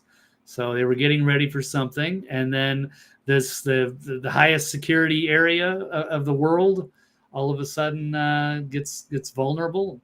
It's under attack, and they've somehow bypassed the system. And now, and of course, right on cue after we want to stop funding Ukraine. So is it all tied together somehow? I do not know. Yeah, once again, was it orchestrated to get to the second point, or is it just being exploited to get to the second point? In some ways, it doesn't matter because we're in it either way. But in another important way, of course it matters. It's important to know when you're being played. It's important to know when certain people would sacrifice everything just to get what they want and sacrifice things that don't belong to them. See, that's the thing. They talk about it with generosity and with charity. It's no sacrifice to make a donation when you're in government. You're not giving your own money away. You're robbing from other people. You are forcefully taking from other people to then redistribute on your whim. That's very different. That's just a very different vibe. And that kind of brings up this next point here about genocide, Blake. Is genocide justifiable, would you say, if your sworn enemies are human animals? Agree or disagree? Genocide is justifiable when it's an animal you're up against. Boy, that's a tough call, because then how do you define them as animals? If they're just unwilling to negotiate and they're just pure terrorists, they won't listen to reason. I mean, there's probably, barbarian tribes back in the day that maybe have hopefully been wiped off of the planet that you couldn't negotiate with or live peacefully alongside. And at some point you just had to kill all their leaders. I don't know. It's a tough call, but it's interesting to watch a lot of people that were, reasonable voices to, maybe avoid conflict with, Russia and getting out of a proxy war, who are more than happy to just wipe Gaza off the earth and hunt down all the human animals and commit genocide. I've seen quite a bit of that, so it's interesting to see that different sides. Not sure who are the voices of reason these days, but what would make more sense, taking the Gaza Strip and making it Israel, or getting rid of Israel and making that more Palestine? I if I could go back in time, I would just say to the early 40s. The early 40s, and no Israel. Say, bring the homeland of the Jews and put them somewhere in the United States or something, somewhere where they can be protected and have their own spots. I don't know, but to give them their old land whole back. Origin is not in the United States, though. Well, I hear you, but then maybe we should just start giving huge areas of land to the former Native Americans, because we took their land, right? But it used to be their land. No, they were nomads. The North American tribes were nomads. They packed up their tents and followed the buffalo. They didn't have a concept of land. They didn't really build cities like Central America did. Yeah, I mean, they still had their their territories or what have you. I'm not saying they should, but I'm saying Israel has been gone for like what, 2,000 years since the Roman Empire, way back when. And so to all of a sudden give them this homeland back, and it's not really part of their religion. It's a whole nationalist. It's a whole government that doesn't necessarily align with their beliefs. So it's always been contentious. And the Christ story is a Jewish story. Jesus Christ was a Jew. Right, but does that mean you're going to go into that land and take their land and say, hey, we're going to make this used to be their homeland 2,000 years ago, and now you got to take a hike, and we're going to move these people in? How would you feel if you had to be relocated, Brian? If you were have to move out of Louisville because we're going to give it to a certain tribe and now it's theirs? Well, there's millions of people that have flooded the border that are being told just that. They're going to Chicago. They're going to New York. They're being told there's jobs there. There's $2,200 a month. Come on in, vote how we want. Here's a cell phone. We will contact you. We'll do a favor for you. You'll do a favor for us. It's right. I mean, entire tribes are being relocated across America right now. But there's no camaraderie opportunity here. I mean, it's a nice been going on forever. Right. It feels like.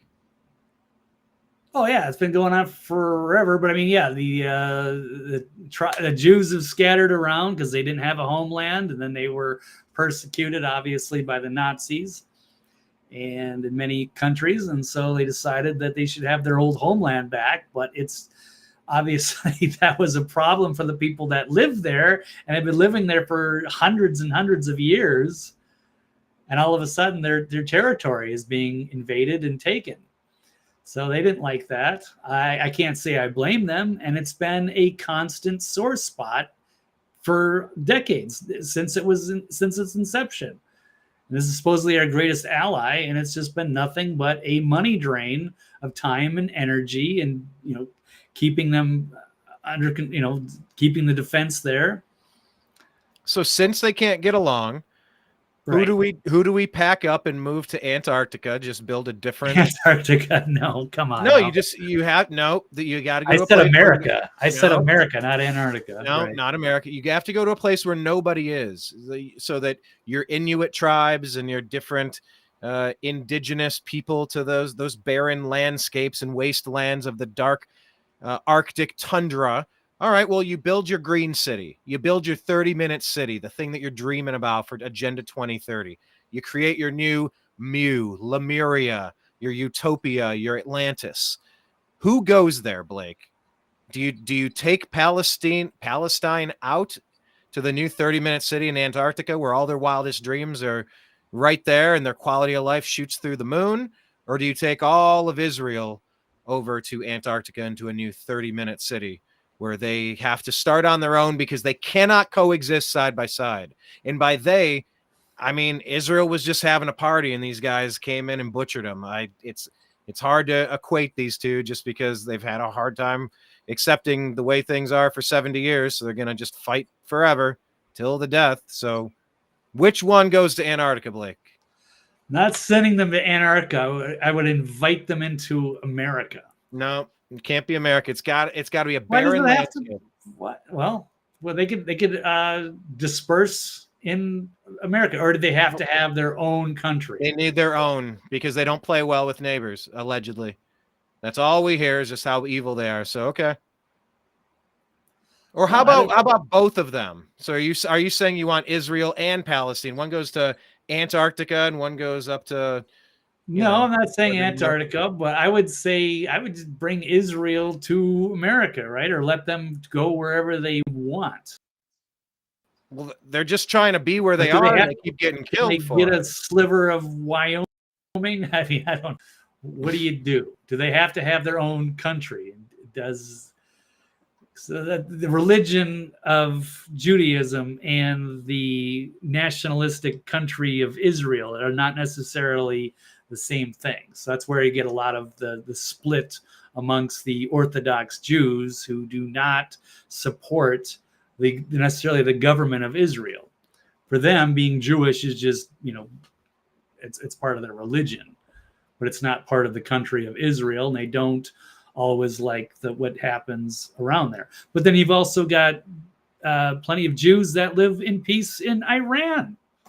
We've shown videos back in the day. I forget the old leader, but they can get along fine there. So it's a complicated issue. But I don't know. So what does this article say here? It's just talking about they're cutting off. Well, yeah. So this is in their retaliation is Israel's orders the complete siege of the Gaza Strip, cutting off electricity, food, fuel, and water for the human animals. So, Israeli Defense Minister. I mean, we don't. When you're calling your enemy human animals, then it's easy to dehumanize and destroy. And they're calling for basically genocide. I watched plenty of videos that looked like animals butchering very innocent people. There's no doubt. So how do we solve this issue? I mean, one side was attacked and one side wasn't. I mean, it doesn't seem complicated to me. So do you think we should carpet bomb Gaza and just turn it into a whole parking lot and get rid of all Palestinians? Is it working out the way that it is? Are they even giving it a chance to live alongside their neighbors without causing problems? How would you like to grow up in the Gaza Strip and you can't leave? Do you think if you were in Gaza and you grew up there, do you think that you would feel like this is a great opportunity, that you're living fairly, that Israel treats you nicely and you're getting what you deserve? So you're saying it's a hellscape, right? You're saying it's a terrible place. It's an apartheid open air prison where it's ultra densely populated. So essentially what you're saying needs to happen is the gate needs to be open and the people need to escape that hellish place. Well, I don't know if they're going to do it. Yeah, if they had Egypt, if they were treated as Syria or citizens, Lebanon. It's a complicated issue. And then just give that peace to Israel and move along, because it was just a terrible place in Gaza. Well, I don't know. What would you do if you were in Gaza? Would you if it's worship your Israeli masters and say, yes, sir, I will just live as a third-class citizen and I will like it? I don't know. Yeah, I mean, maybe like I said, I'm trying to empathize. Yeah. If there's a chance that Hamas is in that space and they're attacking their neighbors, then yeah, I mean, if you're saying it's like an apartheid open air prison, make a prisoner's break, open up the far end of the gate and just walk through. And if, let's go this way, we're moving this way, everybody's out and just the whole place is emptied. And then it's just like, no more going back to that hellscape. Like that was an open air prison. They just have to go to the surrounding neighbors that maybe the ones that support those types of attacks. I don't know. I'm just spitballing here. Yeah, I don't know if there's a real good solution that people are going to be happy with. Otherwise, we're going to be stuck here, and this is we could be seeing the world going into another war and picking sides. And then who knows? You want Iran to be drawn in, and some of these other countries. It could be Egypt. Egypt is another one that's a potential player. So I'm going to take a look at, there's another side who is definitely more on the pro-Palestine side and anti-Israel side, is Syrian girl. I do like her perspective. I don't agree with everything. But, I've noticed your shares today are about 8-1 or 8-2 pro-Palestinian. Well, I could show some of the more pro-Israeli. I mean, we could go into, Ben Shapiro. I'm just keeping. We know what they're saying, or we can look at Laura Loomer.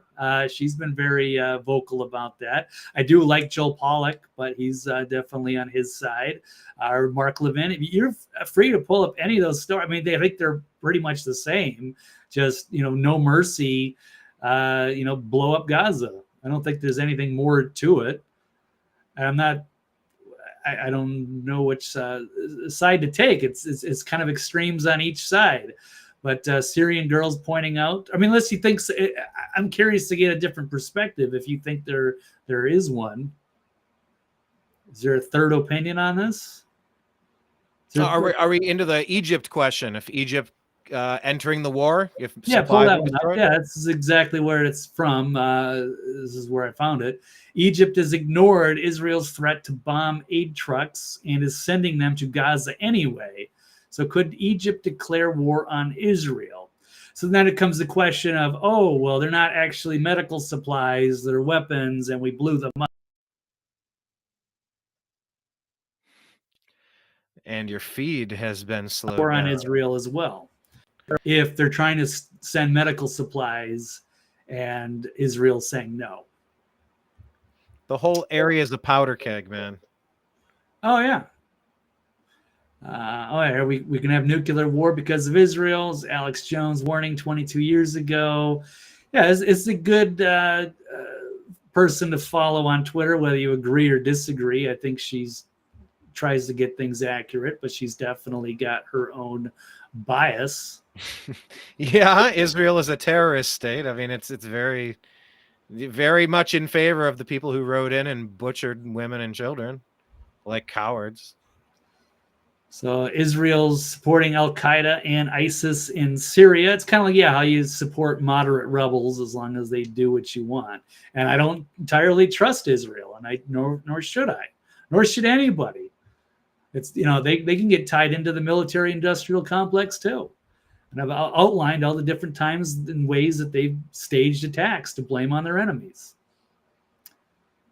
So it's a mess. And Egypt could enter. They're saying that oh boy, what is it? ISIS is trying to get through. They're trying to get passage through Iran. They got Hezbollah. Like this is, it seems like there's a call to arms to erase them. This is a call to exterminate what they consider to be cockroaches, Blake. Like that's where we're at. I can't say the entire Arab world, but there's a lot of factions that look at Israel as the giant cockroach, and they want to smash it with their shoe. There's a lot of groups starting to make their way over there now because they're trying to see, it's our shot. It's all okay. I guess this is our one chance. Let's go. Sleeper cells activated. Game on. They actively want to wipe all of them off the map, which is what I thought Hitler was doing, which I thought is why he's generally regarded as the bad guy from World War II. But it's okay if you're Palestinian or Egyptian or Iranian. I don't quite like something just doesn't line up for me in the logic there. Well, there's no side I want to support. I know Israel's done some dirty stuff. I know they're joined up with the military-industrial complex, And I don't like some of the ways that they treat the Palestinians on the Gaza Strip. However, there is no way I could ever get behind Palestine if they are murdering innocent families or beheading babies. So that's just, they are acting like animals. Now, that doesn't mean I want to, level the entire Gaza Strip. But we're on the verge of world war here. I don't know. It's we're already in a world war. Yeah, like, it's there's already no edge. Yeah. Did you see the picture of that guy? He was at the World Trade Center and he jumped into the edge, that big waterfall. Yeah, what the hell? I did see that video. I don't know what what symbolizes the United States going headfirst into World War III. We've already done that. We've already taken the leap. We're free falling right now. We've been out in undeclared war with Russia. There's no Ukrainian-Russian war if we weren't funding it, financing it on money we don't have, by the way. Right, we're just borrowing East. Yeah. I'm more concerned about East Palestine, Ohio, than Palestine in the Middle East. Ooh, that's a weird comment, isn't it, Blake? More concerned about East Palestine than I am about Palestine in the Middle East. Because I'm an Ohioan by heart, and I drink out of the Ohio water, so I kind of take that shit personal. But whether it's East Palestine, whether it's Maui, whether it's all the fentanyl coming through the country that's just killing, a lot of nice people, a lot of normal people, maybe not even junkies or head cases, just they want to get high once, then they're dead, like they're being poisoned. There's issues that our resources need to go to fund, and that's here at home. And this non-stop Team America World Police stuff, it gets really, it gets a little frustrating. So it looks like it does to Debster as well. She says the deep state won't be happy until all of the Middle East is destroyed. I don't think the deep state's going to be happy until all of humanity's destroyed. They got their underground bunkers and they got their Elon Musk floating cities, or their bases on the moon. I wouldn't put it past them just completely sending this entire planet into reset mode. That these powers that be in the deep state seem to be addicted with the Green New Deal, and they think that carbon dioxide is the poison. Well, then we're the creators of the poison, so they're going to exterminate the cockroaches creating the poison. It's the same thing. I mean, we see this group after group, time after time. It's the same old story. Let me ask you about Mia Khalifa, Blake. Okay, well, we can start there. Yeah, we got about, I think, 3 more. We can tighten them up, but we've covered most of the. Yeah, I was just we're the world's looking for answers, so let's look to Mia. Agree or disagree that Mia Khalifa deserves cancellation for her inappropriate messaging? I'm gonna have to agree on this particular one. So I guess Playboy cut ties. Now, I don't know if she's still doing, she's a sports reporter too, I thought. What? Yeah, Mia Khalifa. So she was sports reporter. I missed that. Yeah, kind of a prolific porn star, I guess. She's very cute, but I guess she had to quit because she did some kind of a stunt where she was dressed as like something to do with like a Muslim and the headdress and all that, and she was having porn in that outfit, and she got so many death threats that she quit doing porn because of that. But then she ended up became a sports reporter, and I guess she's also tied up with Playboy. I did not know that, but I didn't even know Playboy was still a thing. Yeah, me either. It's just pretty much it's not the same as it used to be. I'm gonna have to look this up here, Mia Khalifa, to see if she's still doing sports, but I'm sure she's got a Wikipedia page or something. But she did put out some social media posts supporting the Hamas attack on Israel. So the Playboy magazine, over the past few days, Mia has made disgusting and reprehensible comments celebrating the Hamas attacks on Israel and the murder of innocent men, women, and children. So, I mean, there's a lot of people that really hate Israel for the way that they treat the Palestinians. And I'm not, trying to pick sides. I'm trying to be relatively independent and neutral on it.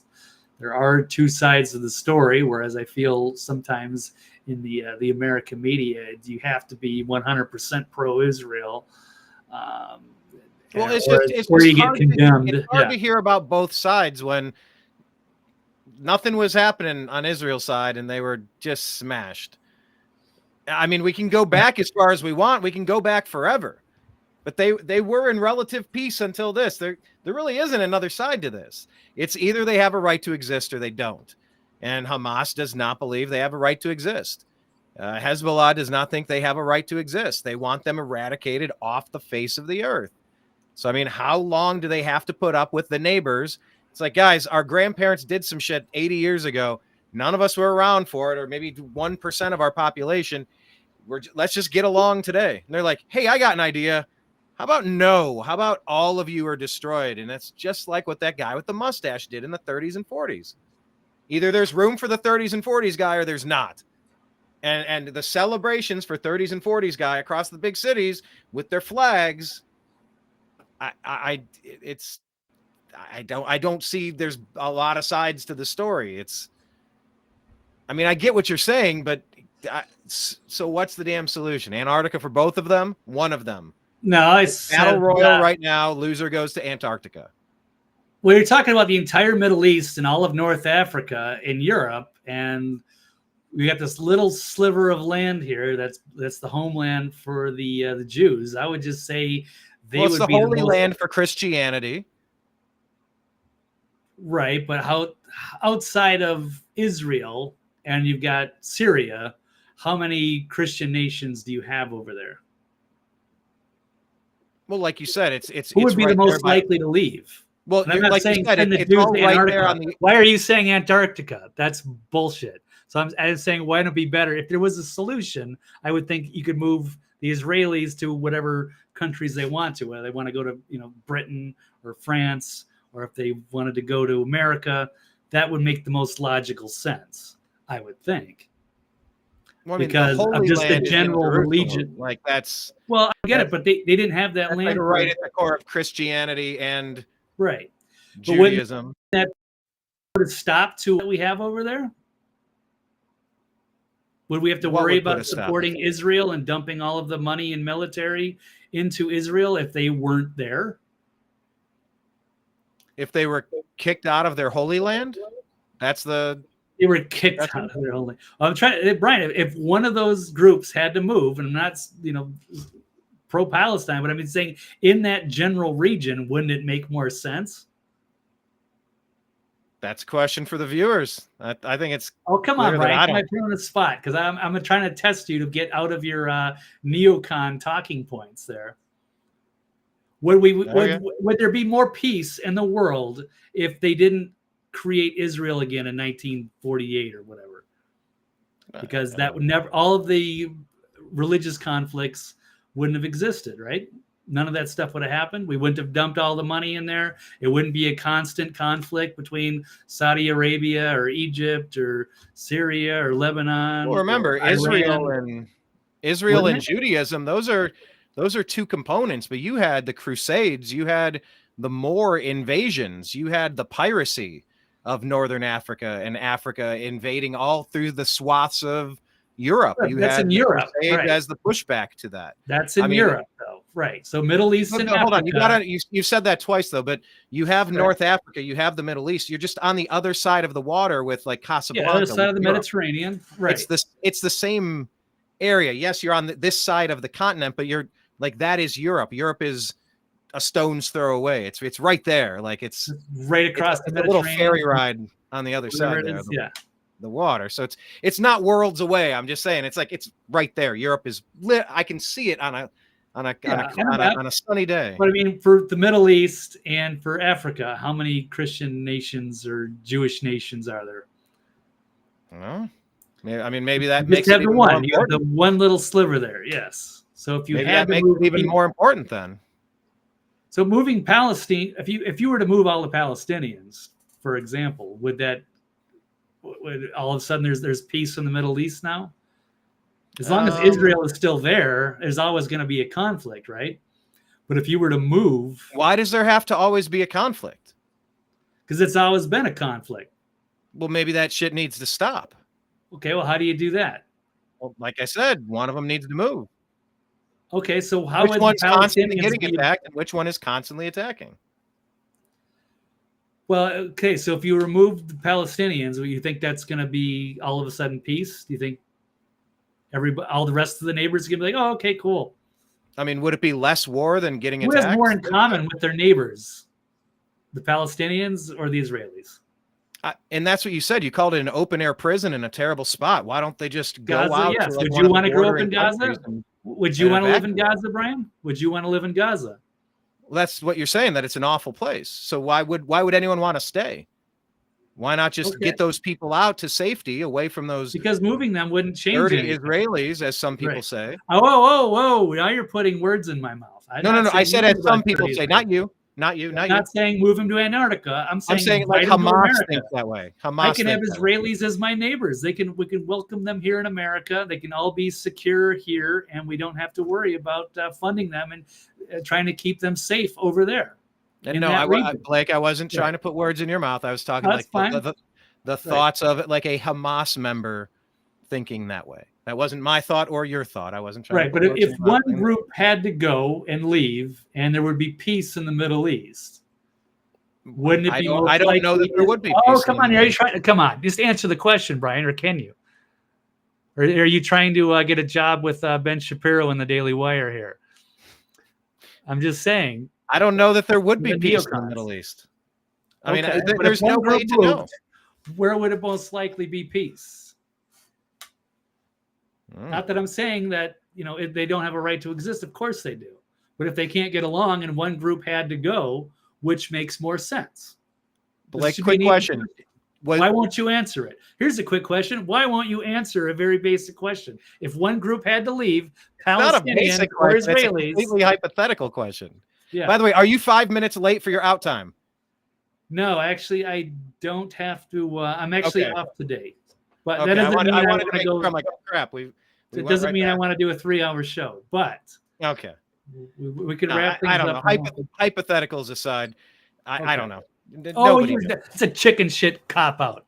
What's the question? I'm asking you if one of those hypothetical. If one has to.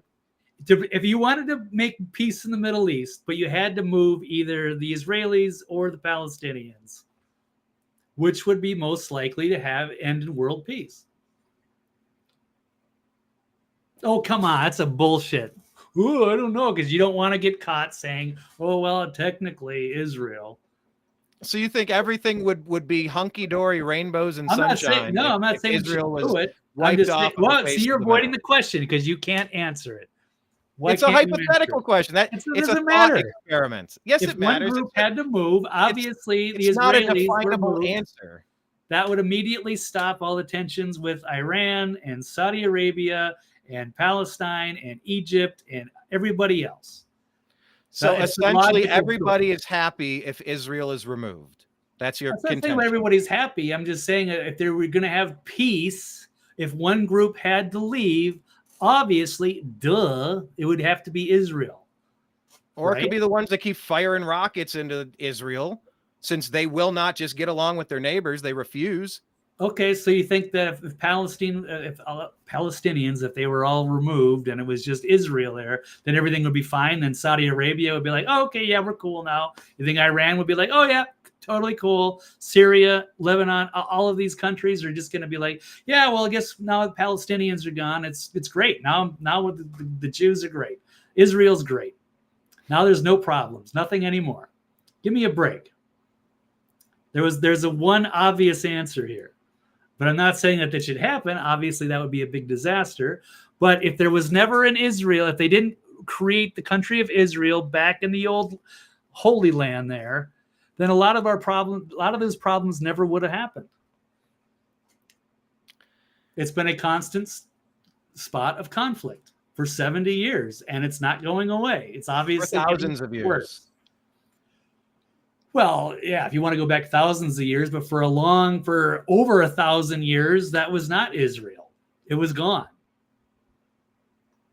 It was Palestine, and Palestine was, it was run by the British Empire too. But once they relinquished, so maybe the answer is 30-minute cities on opposite ends of Antarctica. beachfront estate, wait for the coming flood and the axis to tilt on the sides, and you get different beachfront real estate on a different hemisphere, and just banish both of them. Get them both gone. Just excavate the Holy Land and move it. You want your Al-Aqsa or whatever the mosque, and everybody lays claim to the Holy Land. Everyone's like, no, that's my religion is from there. No, mine is. Dare I say it was mine? Yes, it was all of yours.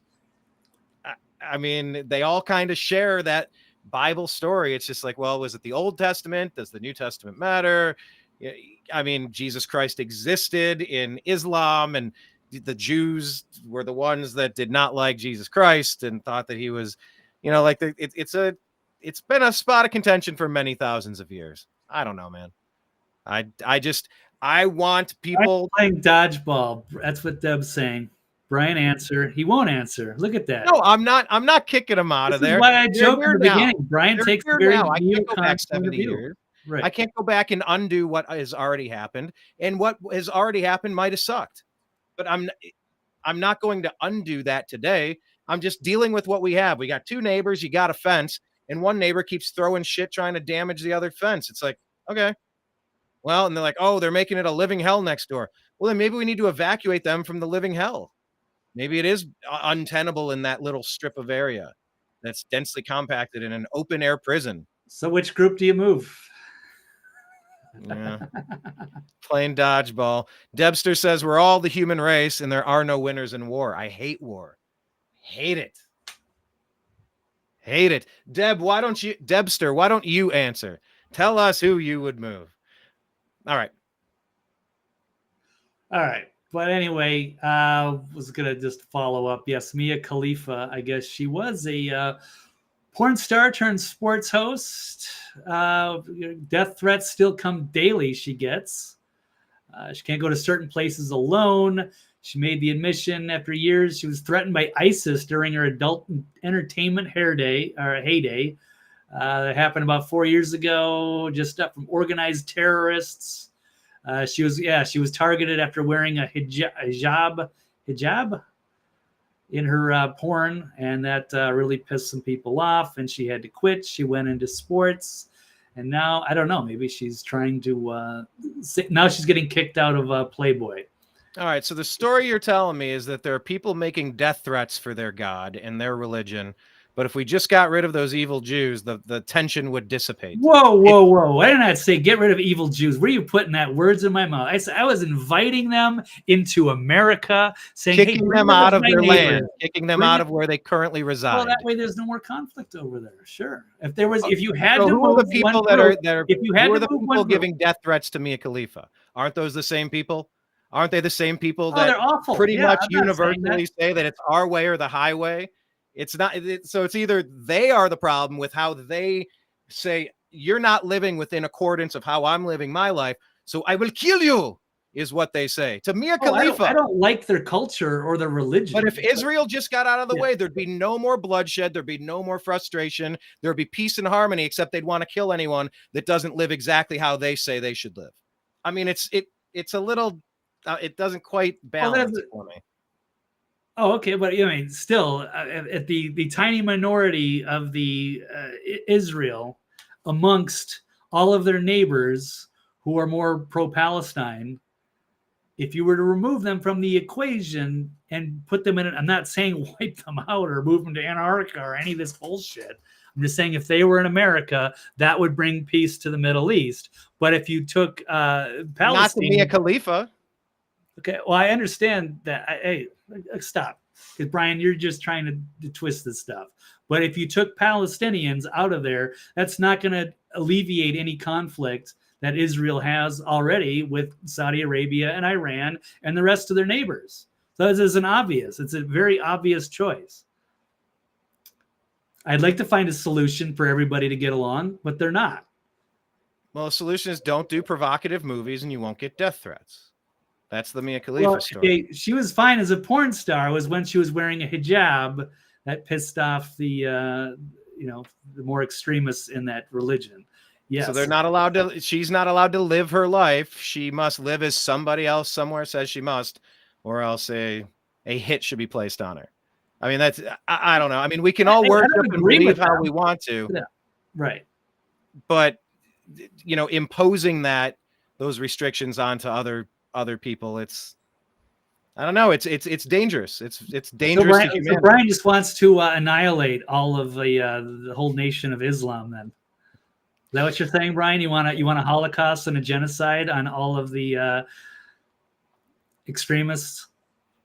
Well, like you said, don't put words in my mouth. Okay, I know. I'm shooting it back at you. All right. Yeah. You're playing a thought experiment. I get it. Yeah. It's a thought experiment. And you failed. All right.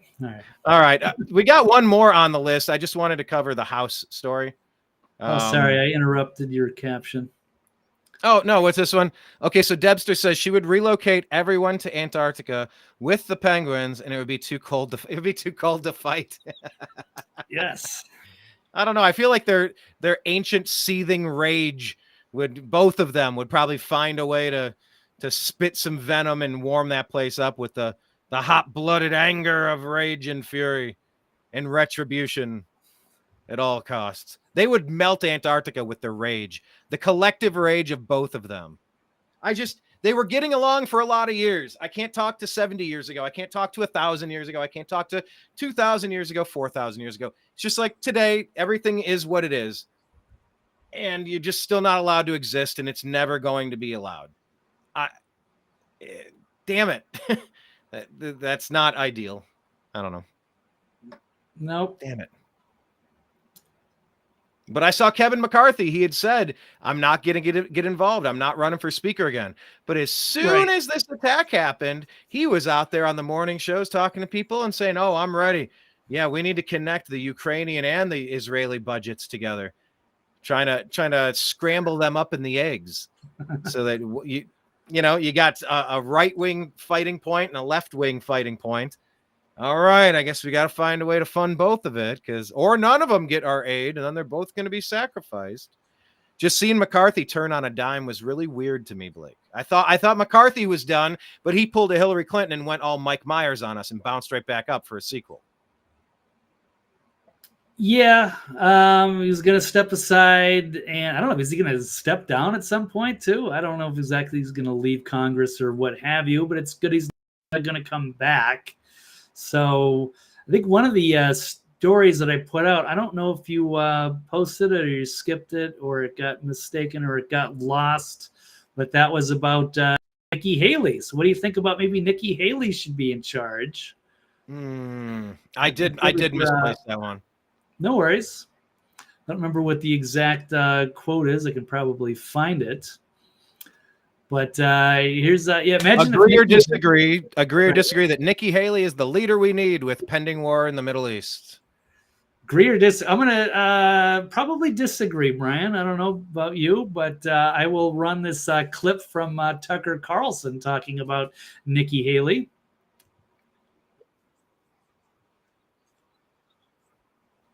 Let me double click this. This is not just an attack on Israel. This is an attack on America because they hate us just as much. To understand is this is the reason that we have to unite around making sure our enemies do not hurt it goes our back friends. And forth. It's America can never be so arrogant to think we don't need friends, just like we needed them on 9/11. That's why Ukraine needs us when Russia's doing this. That's why Israel needs us when Hamas and Iran are doing this. And I'll say this to Prime Minister Netanyahu, finish them. Finish them. Hamas did this. You know Iran's behind it. Finish them. They should have hell to pay for what they've just done. This was an attack on America, she says, when in fact it was not. And for that reason, we must, quote, finish Iran, a nation of nearly 90 million people. What are we watching here? This is not sober leadership. She's a child, and this is the tantrum of a child. Ignorant, cocksure, bloodthirsty. Yet no one in Washington scolded her for it. In fact, they aped her hysteria. Here's fellow neocon Lindsey Graham just spelling it out and calling for the bombing of Iran. Unfortunately, the video cuts off, but we know exactly what Lindsey Graham is going to say. There is not a conflict that he doesn't want to get us involved. Wasn't there a song? Who did the song? It was Bomb, Bomb, Bomb, Bomb, Bomb. That was John McCain. Yep. That was his sidekick, his buddy. Yeah, they were attached to the hip there, weren't they? Going over into northern Africa to train moderate rebels, air quotes. Absolutely. Oh, if only McCain were still alive to give his opinion and perspective about how we should handle this latest crisis. Look at who the Republicans have propped up: Nikki Haley, Ron DeSantis, Mitt Romney, John McCain, George Bush. Look at all those people. Like, those are unvotable people.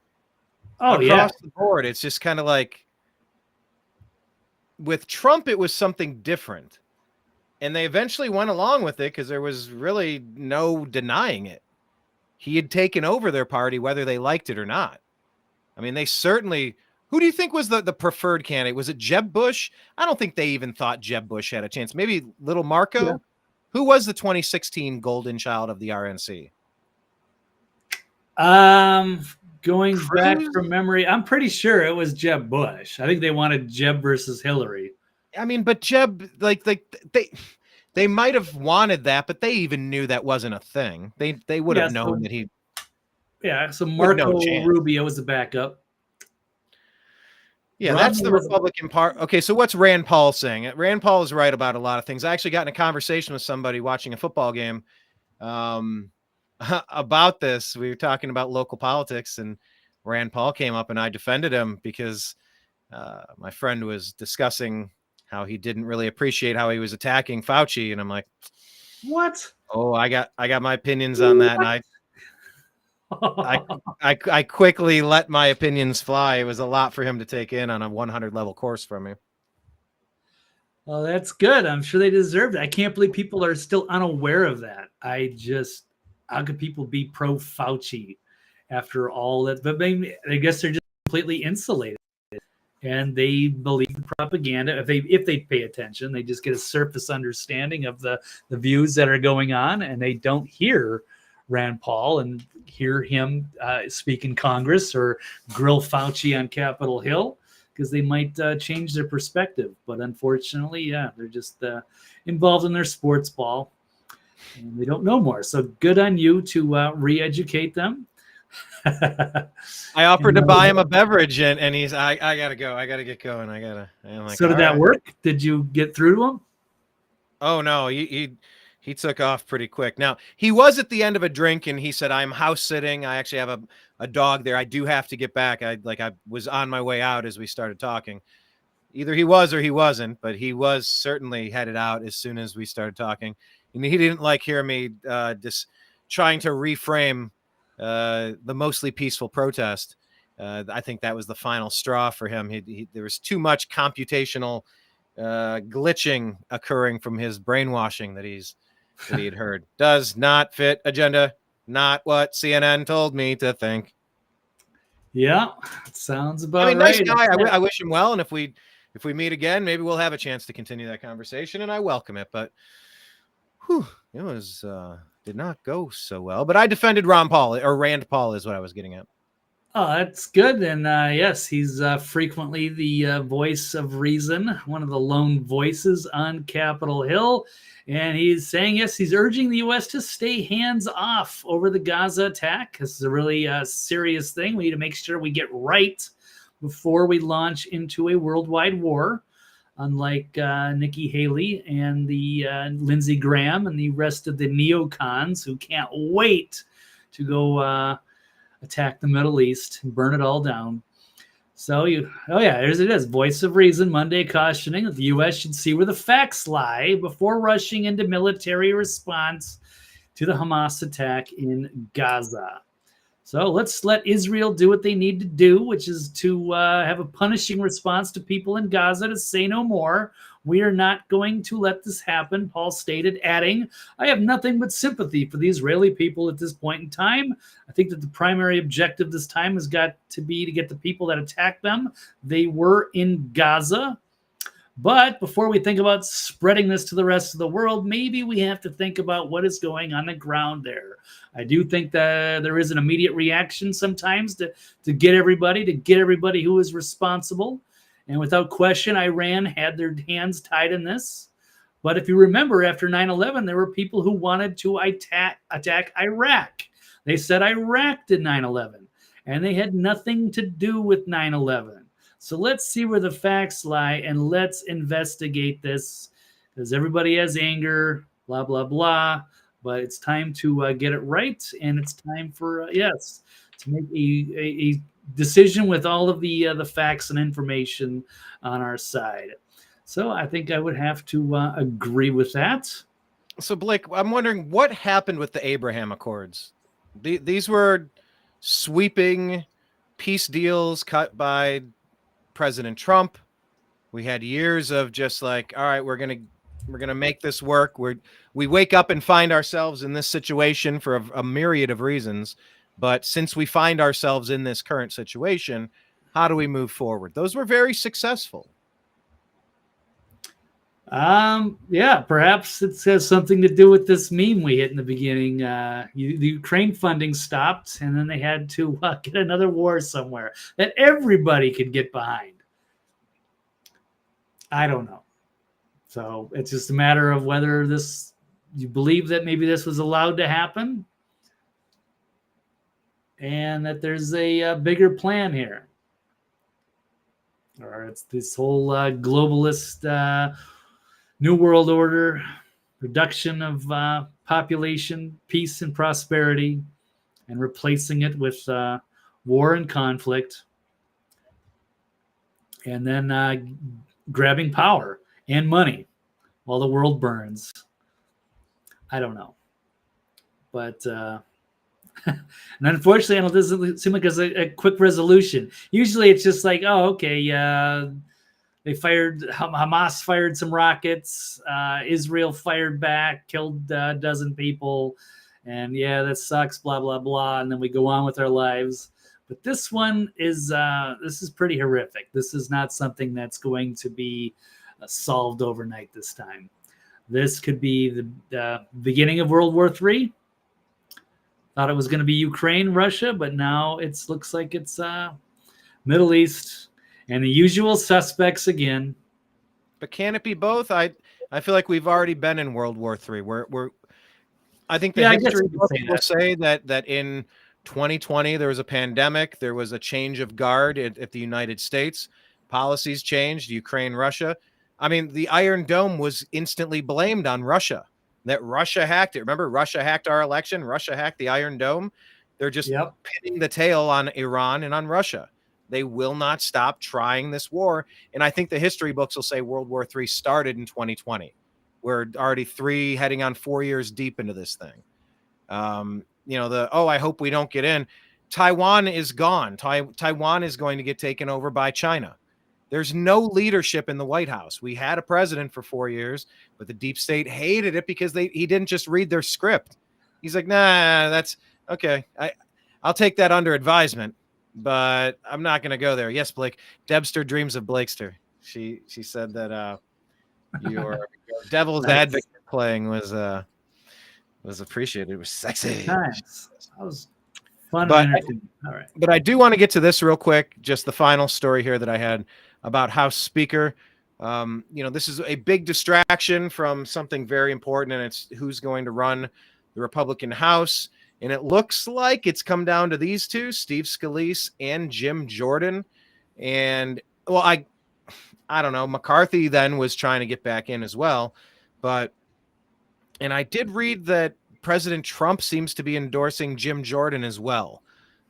The Republicans do have a law that says you can't be Speaker of the House if you're facing an indictment for something that could give you up to, 2 or more years of punishment. So they could change the law and bring President Trump in, which would be, I just think that would be so fun.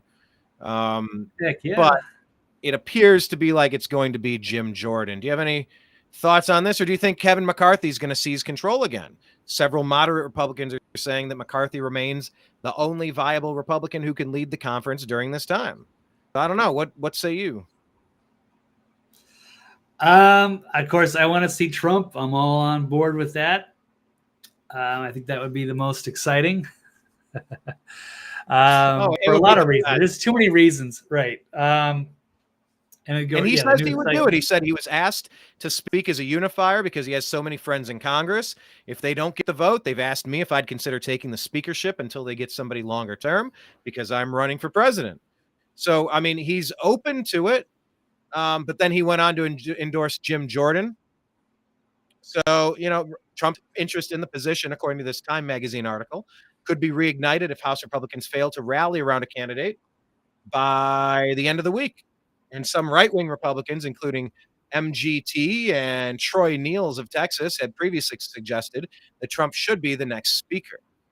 So, yeah, Trump's the front runner in the Republican presidential primary and has been charged in 4 separate BS criminal cases, expected to play out over the next couple of months. While the House Speaker is not required to be a sitting member of Congress, GOP House rules currently prohibit anyone under the criminal indictment on felony charges carrying more than a 2-year sentence from serving the Republican leadership, though Republicans could change the rules.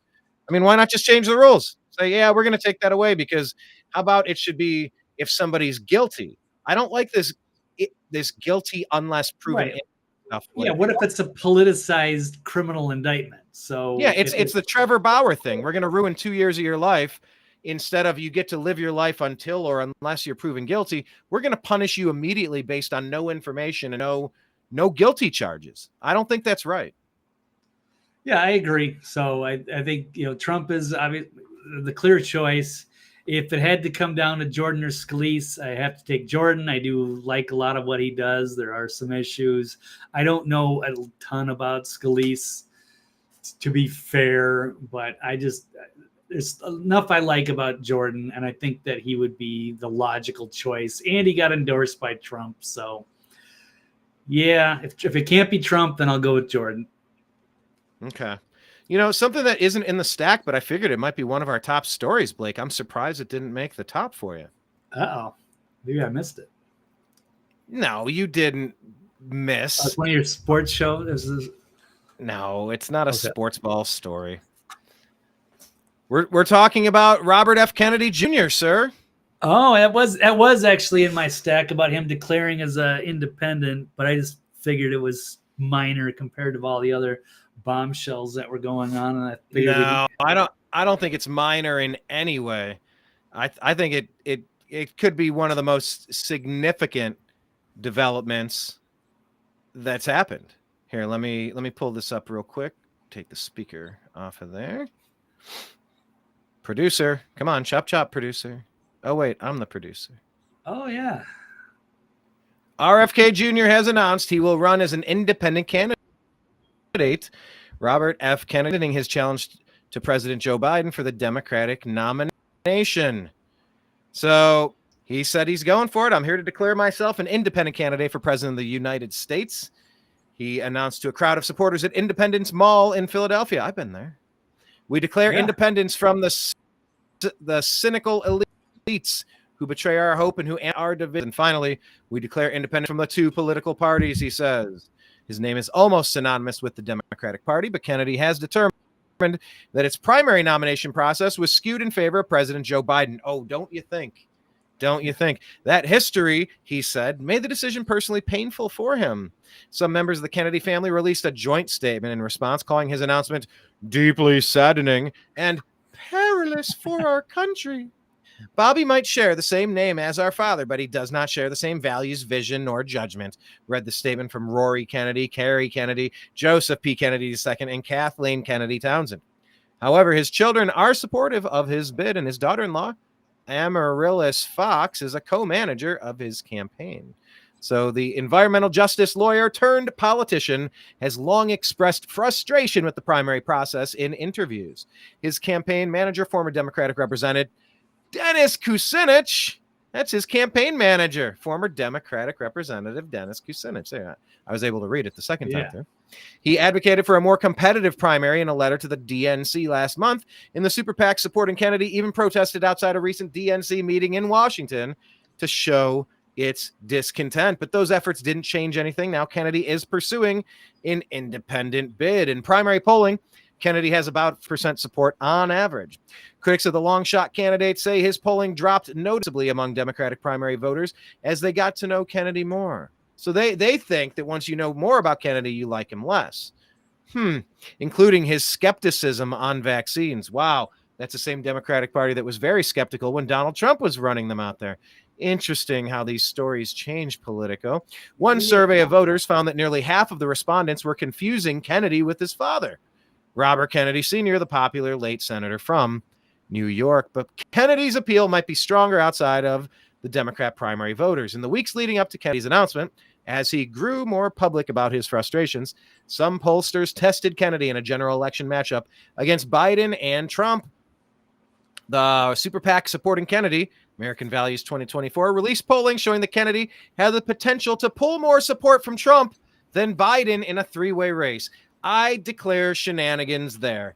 Blake, let's pause there for a second. What say you? Do you think that Robert F. Kennedy Jr. has the potential to pull more support from President Trump in the Republican MAGA party than from Biden in the Democrat party? No, I don't think so. And they can randomly survey 600 people or 1,000 people. I just don't think that's going to be that accurate at the end of the day. And I'm fully supportive of RFK. I was looking forward to, joining the Democrat Party again, so it could be disruptive and, be a delegate in that party. I think that'd be a great way to make change from within and to put those ideas through. I respect his opinion, though, and I know he just got no chance within. I thought we could, make a change from like with Bernie and do something different. But it's clearly rigged against him, and so he's going to go as an independent. And while I will, would have been a delegate as a Democrat for him all the way through, I probably at the end of the day would still support Trump in the major election. And I think most people would too, even though a lot of the MAGA people are, agree with him and like him. I don't see them voting him over Trump, but I could see a rift somewhat in the Democratic Party, which he was already polling 20% within. It was scaring the establishment, so they went out of their way to change the rules and to move things around and make it almost impossible for him. So he has cut himself off. But that's the same story they did to Ron Paul in 2012 that the Republicans did. It's the same party, it's the same dirty tricks, like you said, or about Bernie Sanders and Hillary Clinton in 2016. When they have their nominee, they usually railroad them through. And I still think there's a possibility we're going to see a four-way race. I just want to call out to President Trump to really make sure that he's registered, that all of his paperwork is filed so that he can run as an independent as well. I get the feeling, the strong feeling that the fix might be in with the Republican Party and Fox News, so that they're going to push Ron DeSantis or Nikki Haley ahead, and they're going to boot Trump out of the primaries, even though he's up by 50 points, 60 points. I still think they might say, no, we're not going to go with you as a candidate. You're under indictment, or you were just found guilty of some pencil pushing air quote crime. I definitely see a scenario where we could have four legitimate party candidates, four solid candidates vying for the same position. But I think what we have here in this super PAC supporting Kennedy, this American Values 2024, my guess would be, so that RFK Jr. didn't get JFK Jr., to maybe just fake a report. I don't believe this is a legitimate report at all. I don't think anyone who supported Trump is going to leave that Trump train. No way. If they've been with Trump this long, you think, oh, you know what? There's a Kennedy over there on that Democrat side. I think he makes more sense than the guy I've supported nonstop for 7 years. I'm going to switch my view on that because I like him. Gosh darn it. I don't see anybody leaving the Trump train, but I see a bunch of people bailing from the sinking Biden ship infested with rats and bubonic plague. That sinking, stinking ship is it's headed one spot, and it's the murky depths below. I think RFK Jr. is smart to distance himself from that train wreck of a party, and we'll see. I don't think there's any possible way that Joe Biden gets the nomination, although he's pretending to be the candidate, even though he doesn't do press release. He doesn't go to press conferences now. He won't answer questions. He doesn't do hard-hitting interviews. He's really an absentee figurehead geriatric patient when you have Karine Jean-Pierre putting out their talking points on a weekly basis. It really is a complete lack of leadership there. I think this Kennedy pack was just saying, hey, let's lie and say they're going to take some of the Trump voters and say, no, it's going to be pretty much even. There's no way it's even. This has got to be 9-1, devastating for the Democrats. So whether it's going to be Gavin Newsom, Barack Hussein Obama's spouse, somebody else, Hillary Clinton, don't put it past Hillary to jump back in, Kamala Harris, I don't think it'll be Joe Biden, but I mean, what do you think is likely, Blake? Do you think the Republicans are just going to stay with President Trump, or do you think that they're going to try to push one of their rhino candidates, the Haley or little Ronnie D, and then splinter this into a four-way race? Yeah, I'm sure they'd love to keep Haley and Ronnie D on that ticket. We shall see. But yeah, some interesting candidates and some interesting parties. Cornel West is also another interesting candidate that could poll some of the Democrats, maybe enough to swing things, but I just don't trust the integrity of the process anyway. So as long as they're allowed to meddle with the ballots and the mail-ins, the mail-in ballots, I should say, and without oversight and all that, it's not really clear what's going on. But I would love to see it set up somehow, some way for RFK versus Trump. I do like Vivek. If any of those three, or even Cornell, I would take Cornell, maybe the fourth, pick number 4. Oh, wow. Cornell. No Haley. There's a lot of people I cannot see up there. But I want Trump to be able to finish the job. Yeah, I got to finish the job. We need leadership again. I am at the point where I can't stand the sight of Ronnie D. I can't stand the sound of his whiny little voice. I can't take. You love the smell of his cologne, don't you? Don't you mind? Yeah, you can almost smell his cologne through the screen. Almost.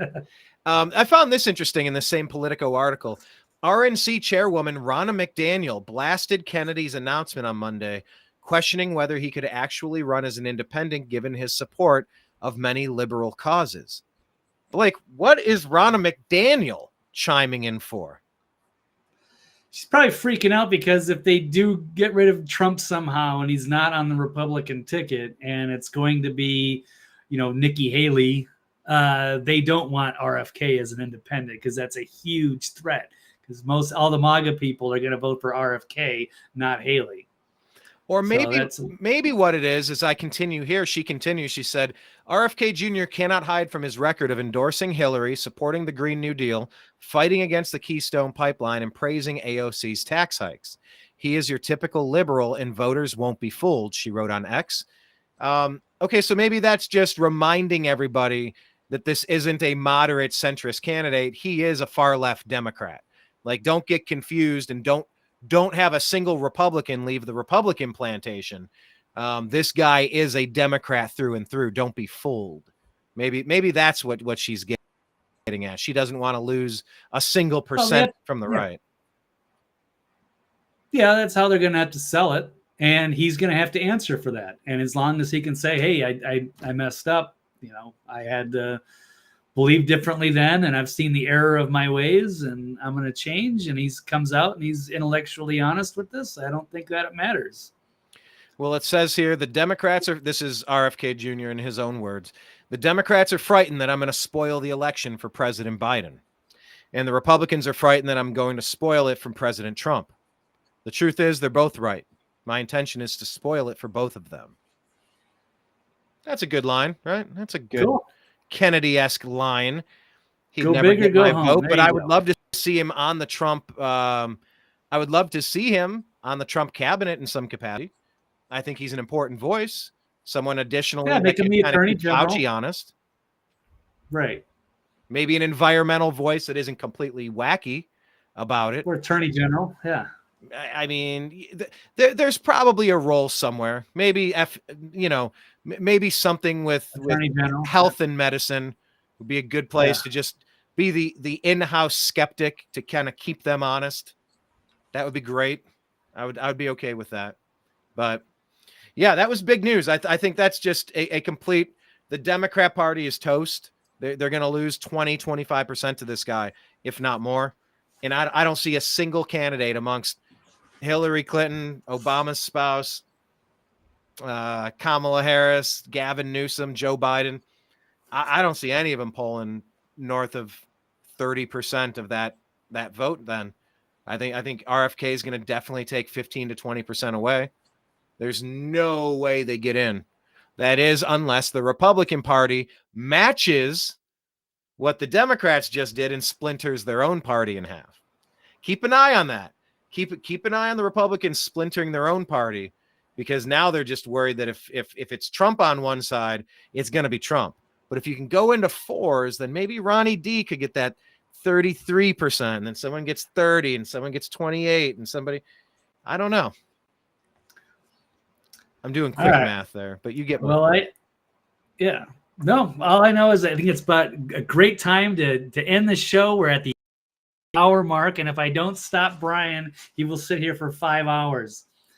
He goes to which is great. Pontification. Yes. I do enjoy all of the conversations, including the conversation from the Debster talking about the Pleiadians and hot blondes and all of that jazz. The conversation has been fun today. Definitely appreciate that. Absolutely. Yeah. Good stuff. If, it's great to have you here. Yeah. I'm gonna pray for global peace. I'm praying for wisdom. I'm praying for common sense and humanity. I used to do that too, Brian, and I'm still doing this 12 years later, speaking truth and common sense to the best of my ability. And it's just, it doesn't matter. It's been a huge waste.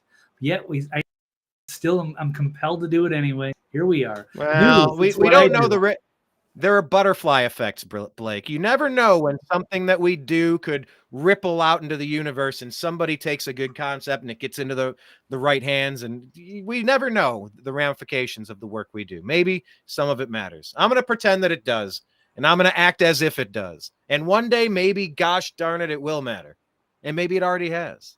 So that's where I'm going to choose to live. But yes, Blake is out there contributing all of his thoughts. Blake, tell everybody where to get your thoughts outside of this show today. TV's Blake Walley on Twitter or X, what have you. And of course, the archive is always on the nextlevelnews.com. Excellent. And I think Blake and I, theoretically, we're supposed to do a show on somebody else's show on Thursday. We will try to do a screen grab and post that after the fact. I don't know how we're going to do that, or if we'll just link to his. I don't know. We'll figure it out. But maybe if we figure out where it's going to be, we'll try to tell you on X. So follow us on X and keep your eyes peeled. That'll be a different opportunity to do a different kind of show. I don't know. Rolling the dice. Give it a shot. We'll see. It's always exciting. Yes, we'll probably have more details on Thursday's show. Absolutely. Okay, cool. Well, thank you for watching. Find the Agree to Disagree show and the New American Media on all of the outlets. My name's Brian Engelman. That is Blake Walley, signing out from the New American Media because the old American media has failed. I appreciate you. I love you. And we'll talk to you again soon. Take care. All right. Thanks, everybody.